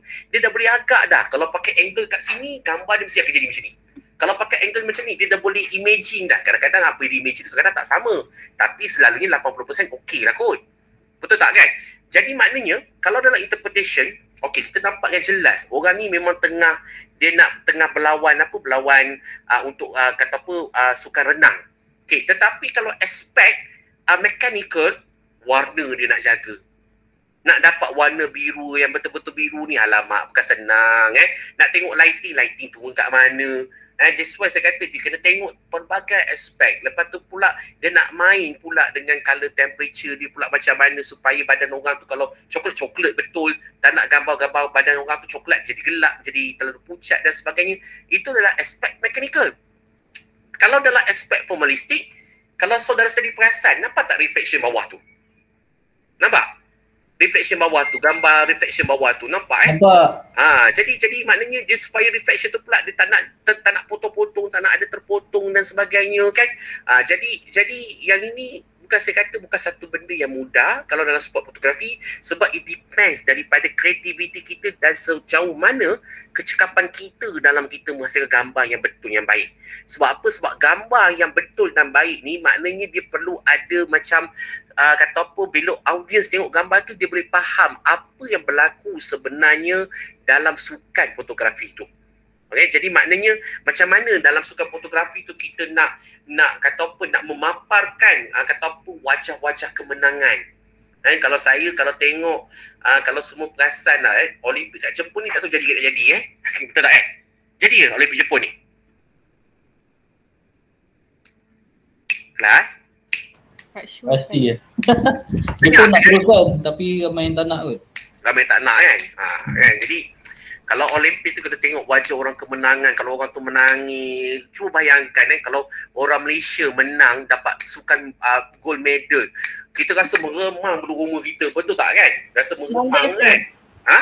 Bangga. Rasa bangga, bila kita bangga tu kita meremang, betul tak? Meremang kan? Kita rasa macam kalau tengok kat TV tu Olimpik tu menang, Malaysia menang dapat peringkat emas, dia menyanyi lagu negara aku, dia menangis, kita pun rasa macam bangga, kita pun siap bangun, siap menyanyi sama-sama. That's why saya kata macam mana dalam sport fotografi tu dia boleh bangunkan emotion tersebut. Nampak? Orang tengok gambar tu kena ada roh. Yes, gambar tu ada roh. Sekarang ni dah faham kan macam mana nak cari roh dalam gambar kan, betul tak? Yeah. Roh dalam gambar tu. Jadi that's why dalam sport fotografi ni, emotion ni, timing emotion tu bukan satu benda yang sangat mudah. Dia susah. Sebab nak mendapatkan emotion tu adalah satu benda yang susah dan memerlukan timing yang betul. Momen yang betul. Sebab tu dalam nota saya, sebelum ni saya kata nak dapatkan momen yang betul, jangan lupa 3 benda tu. Interpretation, mechanical, formalistic. InsyaAllah momen tu akan dapat yang betul. Okay. Macam saya tadi sebut banyak kali dah, lighting. Kalau dalam sukan kita tak boleh nak main kata apa, speed light terus direct speed light kat dekat atlet tersebut, mengamuk atlet tu. Kalau macam kalau kita shoot gambar kat tepi ni tengah main pedang ni kan, kita main speed light mengamuk, dia cocok kita kat situ kan. Jadi that's why saya kata macam mana kita nak bekerja dalam keadaan lighting yang ada pada waktu tu. Macam saya kata Kita kena jelas sebab that's why kata kalau dalam spot fotografi nak pakai kamera iPhone pun tak boleh. Dia kena pakai lens yang telephoto lens, kamera yang baik, yang memang kata professional camera, 5D Mark II, 700D Nikon dan sebagainya. Sebab apa, kalau kita menggunakan kamera yang baik, kita tak payah susah sebenarnya nak mendapatkan lighting yang baik. Sebab apa, kamera yang baik ni is very sensitive. Sensor dia sangat sensitif dengan source of lighting tu, yang source of lighting tu. Jadi dia tak susah. Tapi kalau kita tak dapat kamera yang baik, contoh kita pakai semi pro ataupun beginner punya kamera, satu kerja pula kita nak tambah lighting tu dengan kata speed light. Kalau tak pakai speed light pun dia bergantung. Kalau pada waktu sukan tu ada lighting yang direct lighting, artificial light yang ada, mungkin lampu-lampu dekat situ dan sebagainya, jadi mungkin kita akan dapat lighting tu. Kalau tak ada, tak adalah. Jadi that's why saya kata mencabarnya adalah dalam spot fotografi ni adalah dia nak dapatkan lighting yang betul. Lighting yang cukup supaya gambar tersebut dia ada dia punya kata sense dia, roh dia. Nampak apa yang berlaku pada waktu tu. Okay, ini adalah lighting exposure. Angle main peranan. Okay, eyes view, warm view, low view, high view, chanting, dan ini adalah kata angle-angle yang sebenarnya dia ni ada maksud-maksud tertentu. Baca nota saya yang first dari visual teknik tadi tu. Angle, kata contohnya warm view, low view, powerful. Eye view pun dia nampak powerful, nampak kita menguasai keseluruhan kalau high view.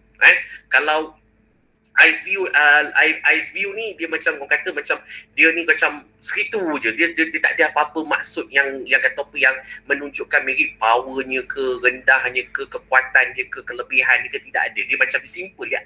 Dia straight to the point dia maksud dia kat situ. Itu tetapi dia depends macam mana kita nak bermain dengan angle Okay. Narrative. Setiap gambar ni, saya kata dalam journalism ni, kita tak boleh nafikan bahawa kita perlukan naratif. Naratif ni contohnya daripada mula permainan tinju sehingga habis jatuh tumbang salah seorang daripada mereka tu. Maknanya kita nampak tak, start dia salam, dia angkat tangan, judge dia perkenalkan. Setiap tu gambar kalau kita buat daripada awal sampai akhir, ini dikenali sebagai the narrative. Naratif ni maknanya mula sampai akhir. Mula, tengah, nak habis. Dia bukan macam tu kalau nak dapatkan naratif yang betul lah. Contohnya naratif ni, kalau saya bagi contoh, kalau kita nak shoot makcik jual goreng pisang. Makcik jual goreng pisang, kita kena shoot daripada dia kat rumah, bangun tidur, dia pergi kebun pisang, dia tebang pisang, dia tebal, ambil buah pisang, kemudian dia bawa buah pisang pergi kedai, sampai kat kedai, dia pergi buang kulit pisang, kemudian dia potong pisang, kemudian dia pergi masuk dalam tepung, kemudian dia panas kuali, kemudian dia masukkan pisang dalam kuali, lepas tu pula dia jual, lepas tu dia habis-habis jual, dia kemas, dia balik. That's a narrative. Nampak? Dipanggil foto narrative. Dalam fotografi sport, penting ada naratif. Kalau dalam fotografi konvensional, fotografi journalism, pentingnya ada naratif tu. Okay. Sign of that. Macam saya kata, banyak kali saya sebut dah, kita kena ada contextualize background, non-contextualized background, foreground, mana belakang, mana depan. Macam mana kita nak susun subjek-subjek tersebut. That's why saya kata dalam spot fotografi ni, kita memang kena cekap lah. Kena cekap susun, sebab kita tak boleh nak kontrol atlet tu, pemain tu. Tapi biarkan mereka bermain, tapi kita yang mencari sense of that tu. Kita nak nampakkan perbezaan di antara background dan foreground. Kita nak menunjukkan fokus on the main subject. Kalau pemain bola pada masa tu Cristiano Ronaldo kan. Tapi kita pun ialah kalau contohnya tengok main subject tu apa. Main subjek adalah orang yang tengah tendang bola dalam bola sepak lah. Itu adalah main subjek lah. Yang paling dekat dengan bola itu main subjek. Nampak tak Jadi yang ini macam mana kita nak support nak dapatkan main subjek dan sebagainya Okay, yang ini macam saya tadi, foreground, middle ground dan background Okay, wide angle, layering Yang ni semua saya rasa boleh baca lah sendiri That's why saya kata dalam fotografi ni, kita kena tahulah mana gambar yang kita boleh landscape, mana gambar yang kita boleh portrait. Dia sebab saya kata ia lebih kepada the sense jurugambar tu. Sebab jurugambar tu nak tegaskan apa pada permainan, pada waktu permainan tu. Jadi kalau contohnya kalau gambar sebegini kan, dia nak tunjukkan bahawa orang ni main bola keranjang dia nak masukkan dalam jaring kan. Okey, jadi dia nak tunjukkan itu saja, so dia buat portrait. Tapi kalau dia nak tunjukkan situasi pada waktu tu, dia jadikan dia landscape. Nampak tak? Dia depends. Maknanya juru gambar tu yang kena pilih lah macam mana gambar yang macam mana yang dia nak hasilkan tu. Okey. Rules of photography sport. Rules dia ni macam saya kata ada beberapa rules yang ini saya rasa tak ada masalah, boleh baca sendirilah okey, apa yang rules yang kena ada lah sharp and clear. Gambar kalau dalam sport memang kena sharp and clear. Sebab tu saya kata saya tak apa gemar sangat gambar yang terlalu nampak movement, blurry ni, mana gambar yang nampak blur-blur dalam subjek dia punya badan itu saya tak apa gemar sangat. Sebab apa? Kita tengok tu kita tak puas. Kita tak tengok kata apa pemain tu dengan face expression dia, body gesture dia, kata nak nampakkan situation apa yang berlaku pada waktu tu. Nak tengok sebenarnya. Kalau kita blur-blurkan dia punya part-part body tu, kita rasa macam alamak, macam tak kena je, macam tak puas je. Okay, itu yang pertama. Yang kedua, pastikan gambar yang hasilkan tak ada potong-potong. Tahu tak kalau terpotong sana, terpotong sini kan, orang tu main kau terpotong muka di sebelah kan. Jadi macam kata macam apa benda nak tunjuk tu. Itu pun yelah, sebab saya kata tapi it's subjektif. Dia depends. Kalau gambar tu mungkin ada sebab lah kot dia potong, ada sebab dia nak blurkan subjek dan sebagainya. Dia tak ada do and don'ts. Dia boleh buat as long gambar tu dia can deliver the message. That's all. Tapi sebagai orang yang belajar fotografi, kita kena tunjukkan kata apa gambar-gambar tersebut dia mesti ada nilai estetik dia. Apa nilai estetik dia kelas? Macam saya sebut banyak kali. Interpretation, mechanical, formalistic. 3 benda tu. Okay. Composition sebagainya. Okay. Okay. Semua okay kelas? Okay. Okay, sir. Okay, sir. Okay, kita untuk the next assignment, simple aja. Okay, saya minta masing-masing sediakan lebih kurang 10 keping gambar. Okay, gambar. Okay, apa gambar-gambar dia adalah action photography, famous action photography. Okay, famous action photography. Jadi maksudnya apa gambar yang kita nak, saya nak adalah okay, first adalah gambar at least daripada tahun 1900 hingga 1940. Okay, gambar history. Action for history photography. Action photography history. Apa yang saya nak adalah gambar 2 keping gambar dia. Satu fotografer ada 2 keping. Okay, 2 keping. Okay, kemudian apa yang patut saudara-saudari buat adalah buat sama juga. Interpretation, mechanical, formalistic. Okay, dan mesti ada komen sikit kat bawah tu. Apa genre yang dia pakai, teknik apa yang dia pakai. Masukkan juga, saya nak saudara-saudari semua masukkan juga pasal salient vector tadi dan sebagainya. Nampak tak maksud dia? Okay. Ya, Fatin? 10. Tak sabarlah dulu. Saya baru cerita dulu. Okay. Satu gambar, maknanya gambar history. Yang gambar lama tahun 1900 hingga 1940 contohnya. Okey, gambar yang kedua adalah middle, pertengahan. Gambar waktu pertengahan daripada zaman 50 sampai 70 punya zaman. Okey. Yang ketiga 71 sehingga tahun 90 hingga tahun 2000. Betul tak kan? Tahun 2000. Yang terakhir 2000 sampai tahun 2021. Gambar terbaru, teknik terbaru. Faham tak maksud dia? Clear tak? 10 keping. 2. Satu zaman tu 2 keping. Sir, saya ulang balik.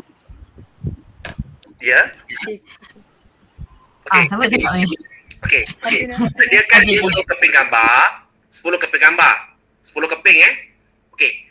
Ambil pilih macam ni. Tahun 1900 hingga 1940. Okay, ambil satu fotografer yang dia ada hasilkan action fotografi dia pada waktu tu, gambar dia pada waktu tu, dapatkan 2 keping gambar dia. Okey. Tahun 1941 hingga 1900 berapa tadi, 70 kan saya katakan. Okey. Itu adalah middle, yang gambar pertengahan. gambar fotografer pada waktu tu. Satu fotografer ambil satu fotografer pada waktu tu dengan 2 keping gambar dia. Okey, kemudian 71 sehingga tahun 2000 kan. Satu fotografer dengan 2 keping gambar action fotografer dia. Dan yang terakhir tahun 2000 hingga tahun 2021. Okey, maknanya cukup 10. 10 keping semua kan? Baru 8. 2, 4, 6, 8, 10. Oh, satu. Sorry. 8. Okey, dan satu lagi yang terkini lah, yang paling terbaru. Sorry. Tak maaf banyak. 10. Kalau dari tahun 2000 sampai 2021 tu 2010 lah, ambil 2010. 2010 sampai 2010. Kita fotografer yang sama boleh sir? Ya. Kalau dari 2000 sampai 2021 2021 kalau dia ada gambar yang berbeza boleh. Fotografer yang sama gambar berbeza boleh? Boleh. Okey. Tapi tengok tahun dia buat gambar tu bila. Okey, kenapa sebab saya nak saudara-saudari semua tengok style gambar yang dia hasilkan. Tahun 1900 hingga 1940 macam mana gambar dia hasilkan. That's why buat satu sesi interpretation tu berdasarkan nota-nota yang saya bagi tadi tu. Ceritakan vektor, salient, masukkan color, angle. Gunakan semua apa yang saudara-saudari belajar tu, tengok kat situ. Macam mana gadget pun boleh masuk maksudnya? Ya? Gadget tu gadget dia lagi bagus sebenarnya. Saya nak tahu juga tahun 1900 hingga 1940 teknik apa dia pakai, nak tahu juga tu. Okey, gambar tu black and white boleh pakai juga je? Memang black and white 1900 sampai memang 1900 sampai 1980 memang black and white. Okey. Tapi sorry 1940 pula. Tengok color fotografi 1940 50 lebih macam tu kan. Memang kalau 1900 sampai 1950 70 semua black and white. 56. So ambil black and white. Faham tak macam ni? Okey, betul. Tetapi saya lagi suka kalau tahun 2010 ke 2021 dia tak pakai DSLR, dia pakai mirrorless. Itu best. Cuba tengok apa beza gambar dia. Nampak tak? Contoh. Tapi depends. Maknanya kena cari fotografer tu. Fotografer pada tahun tu. Ya saya. Kalau yang tahun awal tu, kalau susah kita nak dapat dia punya formalistik tu, macam mana tu? Technical tu? Technical tak apa. Technical dia macam ni. Gambar technical ni, kalau contohnya dia pakai teknik daguerreotype. Tak ada teknik daguerreotype je lah. Study sikit, baca sikit pasal teknik daguerreotype tu. Tapi dia tetap menggunakan medium camera. Ya. Tapi tak apa, tak payah sebut. Kalau tahun 1900 sampai 1040 tak payahlah sebut aperture shutter speed dia kan. Cuma itu teknik je. Tapi kalau gambar baru, gambar dia mechanical ni, cuba tengok exposure dia. Exposure-nya dia pakai apa macam mana. Dia tak payah kita buat detail aperture shutter speed. Saya bukan nak tengok yang tu, saya faham. Kadang-kadang susah nak dapat kan. Tapi ceritakan dalam segi aspek buat balance dia. Ceritakan daripada aspek apa. Dia punya exposure dia. Ceritakan low shutter, high shutter dia ke. Buat general aja. Okey. Dapat? Ya. Okey tak semua? Okey. Okey sir. Submission. Instruction untuk second assignment ni ada bertulis tak? Yang mana? Yang assignment yang baru bagi ni ada instruction bertulis tak? Tidak lupa lah. Oh tak apa, jangan risau. Saya upload video ni dekat dalam YouTube saya. Boleh tengok, boleh baca. Okey. Boleh tengok banyak kali. Okey? Submission sir? Submission nanti masa seminar yang ke-4. Okey. Seminar ke-4 bila 17. 3 Julai. 17 13 Julai. 3 Julai? 2 minggu lagi sir. Boy. Tak apa, seminar yang kelima berapa? Bila? Last 17/7. Okey, tak apa. Yang ini, assignment ni kita submit sebelum 17 bulan 7. Boleh? Ini last assignment ke sir? Tak, ada satu lagi tapi assignment yang last tu akan submit selepas seminar lah. Sebelum saya masuk markah. Baik. Okey? So nanti kita akan ada 3 hari bulan tu seminar 4 kan? Betul. 17 seminar nombor 5 kan? Yang contohnya yang assignment ni submit pada 17 hari bulan. Okey, sebelum 17. Yang assignment last tu saya akan bagi dalam seminar keempat nanti dia akan submit dalam lingkungan sebelum kata apa dalam 14 hari bulan 8 macam tu. Maknanya ada satu lagi assignment last. Okey. Assignment last pada next seminar ni iaitu pada 3 hari bulan ni lah. Lepas tu dah lah. Dan cukup. Okey?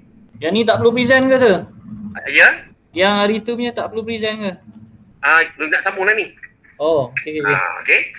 Clear tak ni? Semua okey tak? Okey. Yes, sir. Okay. Saya terima lagi 3 lagi orang untuk present ya. Yang 3 orang ni saya bagi markah lebih sikit. Okey, saya nak present je. Okey, silakan. Markah punya pasal. Tengah.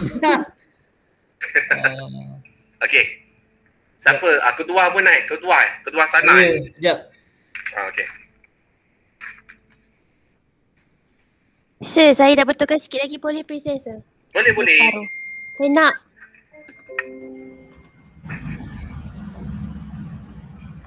Nampak ke? Nampak. Okay, so yang untuk assignment berikut ni saya pilih Yaman Ibrahim, Malaysian photographer. So the cover aspect will be interpretation, mechanical, formalistic dengan kritik saya sendiri. So ni salah satu gambar dia. Pacu Jawi, event yang berada di sport, macam sports event lah tapi typical local punya dekat Indonesia. So ni gambar dia. So shutter speed dia, interpretation dia pada saya lah. Memang very powerful dia gambar dia ni. Pada admitted lah, memang saya admit lah, memang gambar dia strong image, memang dia create strong image dekat situ. So dia punya ISO, lens dia, details ni saya dapat dekat web dia sendiri. So kritik dia memang dramatic, historic, significant photo captured by Encik Yaman, fotografer ni sendirilah to get attention pada sesiapa yang tengok gambar ni. Okay. Very powerful sangat powerful gambar ni Betul. Okay, next lagi. So next ni silat, yang ni dia base dekat local Malaysia. So gambar ni, so dia punya subject matter yang orang tengah bersilat tu, main subject dia. Mungkin secondary tu yang tengah tunduk. So dramatic and spontaneous, nampak movement dia tengah bersilat tu. And then derive the attention of the viewers. So Kelvin setting, dia punya lighting pun very warm lah, nampakkan pictures ni. Okay. So yang ketiga gambar mentawai ni, mentawai hunters. So ni teknik dia, bokeh effect on the lens. Maybe sebab dia gunakan aperturing yang agak besar. Okay, so low ISO sebab outdoors dengan cuaca mungkin yang terang. So critique of the photos, basic bokeh lah pada saya. Kalau cons dia, maybe colour dia too soft kot. Terus kritik saya pada gambar ni. Okay, nice. Yang ni capoeira. Okay. Screenshot Sophie kalau saya nampak Yaman style ni dia banyak kepada traditional punya sport betul tak? Betul. Dia back to roots lah. Macam dia satu betul. Back to roots. Maknanya saya katalah sebab dia tak fokus pada yang macam yang sekarang punya sport, tapi dia lebih kepada traditional punya sport lah kan. Jadi traditional sport ni memang environment dia nak kena jaga, colours dia, memang dia punya situation dia memang kata apa, memang saya tengok dia ni ada sense of aesthetic itu tinggi. Dia punya sense of aesthetic dia Okay, teruskan Zabi. Okay, so this one capoeira ni. So ISO, even though dia dalam keadaan macam gelap, mungkin dalam hutan dia tengah shoot ni, tapi ISO dia still gunakan low ISO lah. Maybe teknik mechanical teknik dia jaga so that dia dapat, ataupun maybe device dia pun sebab kamera dia mirrorless. Full frame. So dia memang sensitif dengan lighting yang macam doktor cakap tadi itulah. So maybe ISO dia tak perlu tinggi sangat, and then wide lens lah, of course dia pakai untuk cover the event. So foto ni memang nampak movement lah daripada Yaman Ibrahim ni. The dynamic zoom burst effect of the 14-24mm nya lens ni lah. Okay, lepas tu yang ni, ini mungkin yang salah satu saya dapat daripada the event dekat SIC. So kat sini nampak movement lah, sharpness, movement, contextual punya, non-contextual punya background. So nampak speed motor tu memang motor laju lah pada event ni. Nampak dia walaupun dia tunjuk nampak movement, memang betul-betul nampak dia punya body kata apa, motor tu sharp kan, betul tak? Dia tak Betul. boleh mana-mana part pun kan. Betul, detail boleh nampak dekat dia punya nombor-nombor tu pun boleh nampak kot. Nampak kan. Tu sebab saya kata it's look like dia technical tau. Dia main betul-betul mechanical tu betul-betul. Nampak jadi itu yang bezakan orang yang belajar, orang yang memang dia ada sense of the fotografi tu dengan orang yang belajar benda tu daripada YouTube, daripada apa semua. Dia maknanya dia filosofi dan konsep tu dia masukkan dalam gambar-gambar dia tu. Dia main dengan lighting, dia main dengan colours kan, nampak?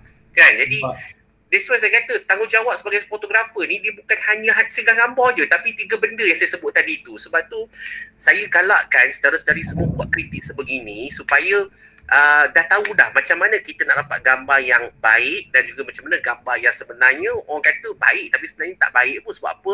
Dia punya kata apa, maksud gambar tu dia tak sampai disebabkan aspek-aspek teknikal ni. Nampak tak Okay, lagi yang ni. So yang ni wow bulan. The last one is buah bulan lah.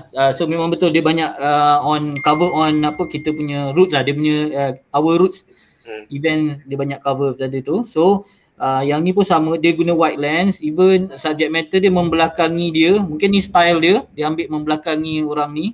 Tapi nampak lah the event is there lah. Maksudnya hidup lah gambar ni. Because nampak wow tu pun nampak strong. Even orang yang mengendalikan wow tu pun nampak macam alive lah, sedang membuat sedang apa, terbangkan wow ni. Okay. Alhamdulillah Sofi, terima kasih banyak. Okay, lagi siapa lagi nak present? Terima kasih. Sama. Ada lagi nak present? Saya tu. Okay, kedua silakan. Surani pun nak present sekali Surani lepas saya. Okay, silakan kalau. Saya punya sama dengan Sofi, tapi gambar yang saya pilih lain-lain. Tapi macam saya tak pandai nak explain hebat Sofi lah, biasa je. Tak apa, guna je saya punya tip tu. Interpretation, mechanical, formalistic. Dia senang, nak explain gambar, tip saya pakai saya punya model. Ni model saya nak cerita Dr. Nazri punya model ni kan. InsyaAllah. Boleh. Guna Dr. Nazri teknik lah. Ni pada konsep very simple dia. Ni hari ni apa yang ni Madai ni senyap hari ni.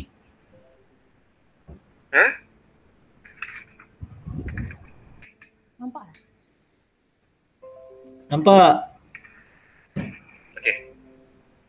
Okey. Yaman juga Yaman. Okey, teruskan. Okey, apa tu? Nervous. Okey, teruskan, tak apa. Okey, yang ni gambar ni dia tangkap tahun 78, dia ambil dekat India, yang gambar orang tengah bekerja. Jadi pada pandangan saya, dia punya gambar ni macam terasa macam ada blurry. Dia tak blur, tapi maksudnya warna dia tu nampak macam ada kabus-kabus. So jadi saya rasa macam better lebih clear lah. Saya punya kritik lah. Lepas tu dalam ni saya nampak dia ada horizontal lines, dia punya preposition, kedudukan orang yang depan sekali, lepas tu tepi kiri tu ada orang lagi. Macam tu. Okay, ni gambar yang kedua. Dengar ke?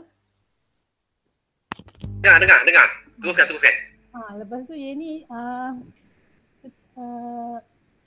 orang tengah main BMX. Lepas tu pada pandangan saya, gambar ni dia menarik sebab dia memang kita terus nampak objek tu, tapi problemnya saya rasa background yang pokok tu macam mengganggu dia punya warna tayar bahagian bawah basikal tu. Jadi sebagai pandangan saya rasa better macam dia tangkap lebih banyakkan lagi bahagian sky, dengan lebih bawahkan lagi dia punya angle. Okay. Lepas tu seterusnya yang ni dia gambar, ini gambar panning. Kalau tengok macam ni nampak macam clear kan. Kalau kita zoom dekat kita nampak macam muka of subjek tu macam tak adalah clear sangat, macam ada kabur sikit. Lepas tu kan warna bagi saya macam dari segi warna dia better macam ada terang sikit lah. Macam tu. Lepas tu Okay, nice Tapi bukan Yaman memang range of colour dia macam gini ke doktor? Dia ada style dia tersendiri, Yaman ni. Yaman dia macam gini punya. Okay, tak apa, cerita dulu. Nanti saya akan ceritakan ada satu lagi. Kira-kira gini. Tak apa, cerita dulu Ketua.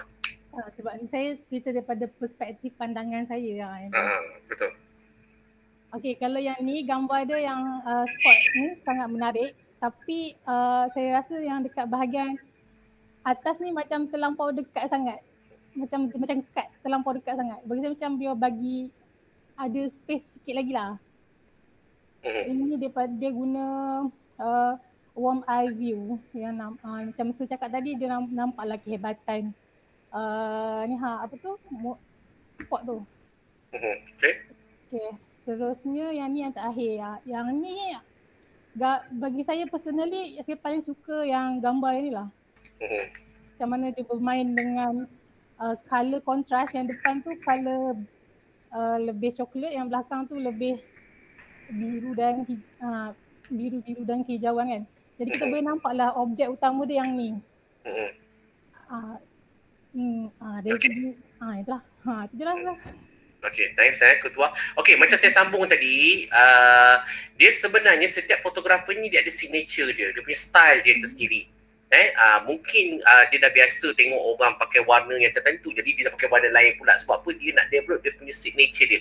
Signature dia mungkin daripada colour, mungkin daripada angle dia, mungkin daripada cara dia compose gambar tu. Jadi itu depends daripada, mungkin dia nak tunjukkan, kalau pakai colour macam ni, ini adalah dia punya style gambar dia. Ini saya kata dalam fotografi ni tingkat yang tinggi lah. Tingkat yang tinggi sekali, sebab dia nak tunjukkan dia punya signature, dia punya konsep signature dia tu. Itu memang memerlukan pengalaman yang sangat lama. Lepas tu dalam bersama memerlukan pemahaman yang sangat betul lah, sangat cekap lah. Dia nak hasilkan gambar-gambar tu. Itu signature dalam fotografi lah, itu yang paling tinggi lah. Bukan dapat gambar jiwa pula. Dah lah dapat gambar jiwa, dia boleh develop signature dia sendiri. Signature ni daripada dia punya style gambar dia tu. Itu adalah dalam bidang fotografi. Okey, Suriani yang terakhir Suriani akhir Okey. Saya sir. Okey, teruskan. Kejap saya nak enter yes.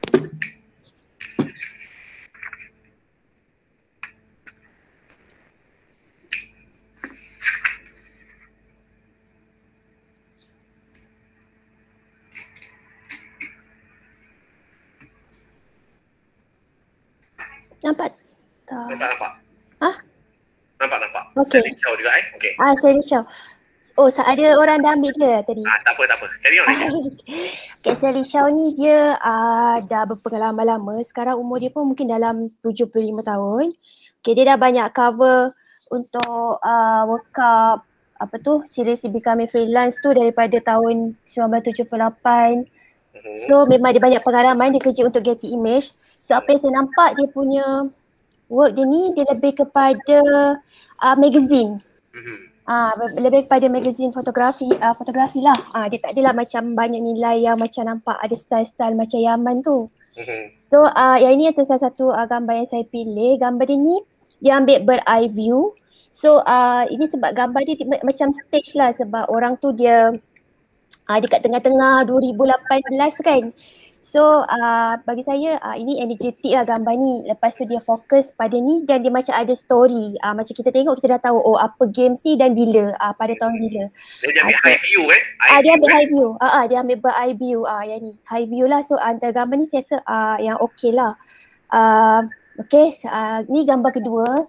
Gambar kedua ni saya suka sebab dia macam ada konsep minimalis. Sebab dalam spot, especially kalau kita ambil gambar tu dekat mesh, susah nak ambil gambar macam ni. Cuma macam saya cakap tadi lah, dia ada cutting dia.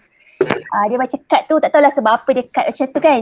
Tapi nampak minimalis. So ini semua high shutter speed. Ni yang sama juga macam gambar yang tadi, high shutter speed. Memang dia freeze kan lah, ini freeze. Gambar ketiga. Gambar ni masih dekat dekat Brazil, masih ni. So gambar ni memang kita tengok player pun kita tahu, memang kita tengok orang yang kita kenal lah, Mesut Ozil dengan Messi. So yang ini non-contextual. Lepas yang ini macam dia okey lah, macam apa tu, bagi saya gambar ni tak ada banyak yang komen negatif lah, cuma gambar yang normal kalau kita tengok dalam untuk magazine kan. Okey, gambar ketiga saya cuba ambil gambar yang tak berapa okey lah. Yang ni slow shutter punya gambar kan. Cuma saya belum habis komen lagi, saya belum siap yang ni. Cuma saya tak tahu apa dia nak tunjuk, sorry. Mungkin dia nak tunjuk crowded tu, apa tu? Dia nak tunjuk penonton yang agak crowded kat situ. Cuma gambar dia mungkin nampak macam agak, saya tak tahu apa. Dia sukan apa dia main ni? Yang ini sama FIFA World Cup Rusia. Dia tunjuk audiens saja kan? Dia tunjuk audiens saja. So biar ada juga banyak gambar-gambar yang dia tunjuk audiens saja. Okey, yang ni pun saya belum siap lagi. Yang ini sama tadi, saya tak tahu kenapa dia cut macam ni kan. Tapi yang ini dia tunjukkan ni lah, apa tu, dekat Jakarta Indonesia Aquatic Center ada pertandingan renang lah. Yang ini entahlah, saya tengok macam saya nak komen, mungkin sebab tak ada fokus sangat kot. Saya pun tak tahu. Belum. Yang ini pun saya rasa dia ambil high shuttle kot. Okay. Saya belum siap lagi yang bawah-bawah ni. Jelas lah, saya tak pandai nak present pula. Tak apa, tapi nampak macam dia punya ni dah siap dia punya interpretation mechanical formalistic kan, dengan kritik kan. Cuba bawah ni je saya belum siap lagi. Atas ni saya dah siap komen semua lah. Okay. Cuma gambar-gambar. Sebenarnya ini pun dah banyak bantu dah kot untuk kita ingat satu je, simple je. Kalau nak presentation gambar, pakai je saya punya teknik ni. InsyaAllah. Teknik dia yang kita boleh. Tapi Alhamdulillah nampak ramai dah pakai. Cuma saya nak dengar nantilah daripada next kelas nanti, masa pembentangan nanti, saya nak dengar juga lah berkenal dengan tambahan teknik tadi tu. Maknanya menggunakan vector, shader, reading parts, nucleus, framing. Kan bila orang dengar kan, orang kata macam wah hebatnya kan. Dia macam tu. Sebab apa? Itu menunjukkan kita punya pemahaman kita tentang konsep gambar tu. Bukan hanya boleh berguna dalam sport aja, tapi dalam advertising, dalam journalism, dalam forensik. Sebab gambar ni untuk makluman semua, dia hanya bukan menggambar, tapi kita kena faham tanggungjawab kita yang terbesar adalah macam mana kita nak hasilkan gambar yang ada nilai estetik, yang ada nilai soul dia, yang kita boleh bentuk signature gambar kita tu. Jadi maknanya orang tengok style gambar kita, orang dah boleh tahu dah, tu gambar kita. Macam saya cakap, macam saya dah bertahun-tahun dah tinggalkan wedding fotografi. Dulu saya sangat aktif, tapi bila dah tinggal kan, memang kata apa, ingat memang dah tak ada lagi dah saya punya style tu kan. Tapi satu hari tu saya buat juga, sebab kawan saya kahwin, buat kali kedua. Okay. Jadi saya buat je lah, saya tolong dia, saya shoot gambar. Bukan sebagai fotografer dia, just shoot saja.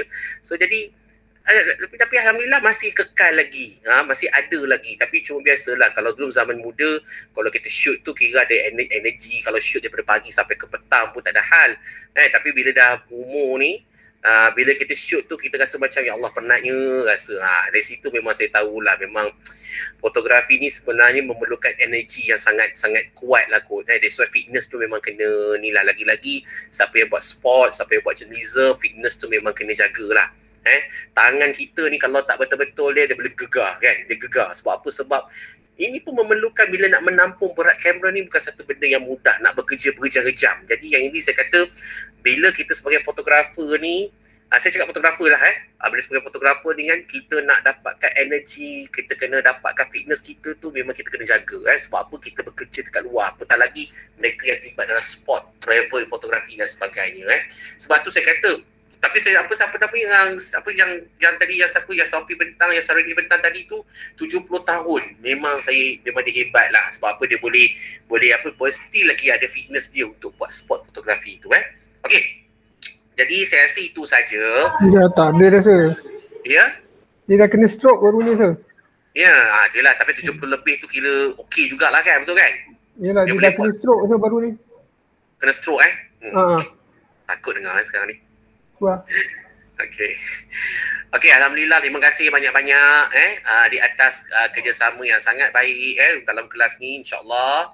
Okey, jangan risau, nota ni nanti saya akan upload macam biasa dekat dalam saya punya YouTube channel saya, nanti boleh tengok balik. Okey, boleh dengar balik semula insya-Allah. Cuma saya tak sabar-sabar nak menantikan kita punya the next pembentangan kita nanti.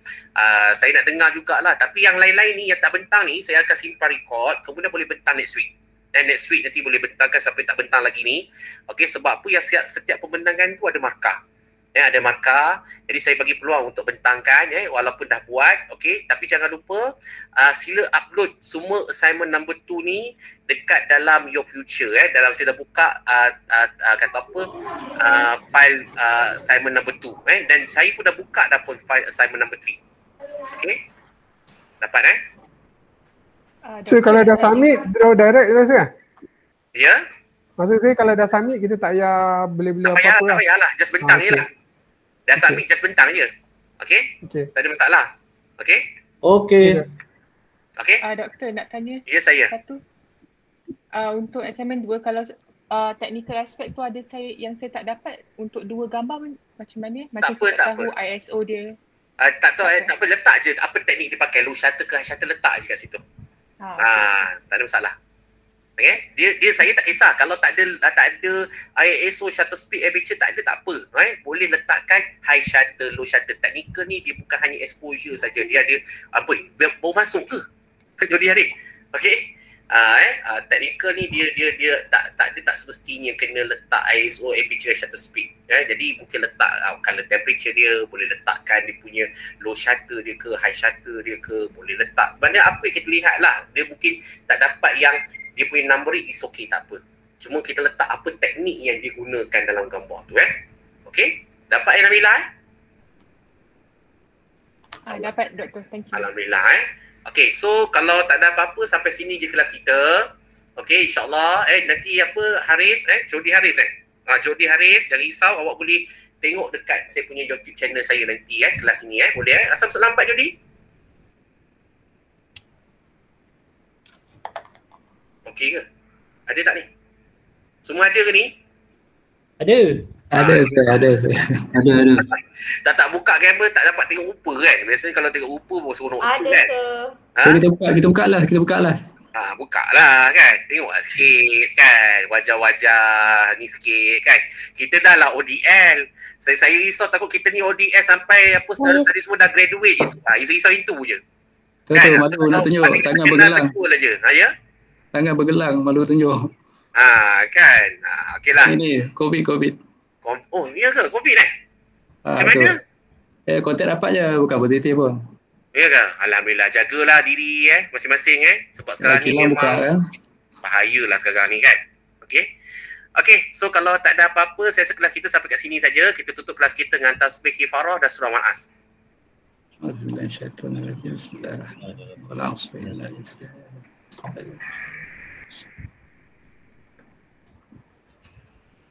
Okay, sekian. Terima kasih Assalamualaikum. Apa ada kelas? Terima kasih doktor. Ada. Ada Okey, rehat kejap lah. Pak Suku kan? Betul. Ya, saya. Betul. Okey. Rehat lah. Okey, doktor. Terima kasih. Assalamualaikum. Waalaikumsalam. Terima kasih doktor. Sama. Salam.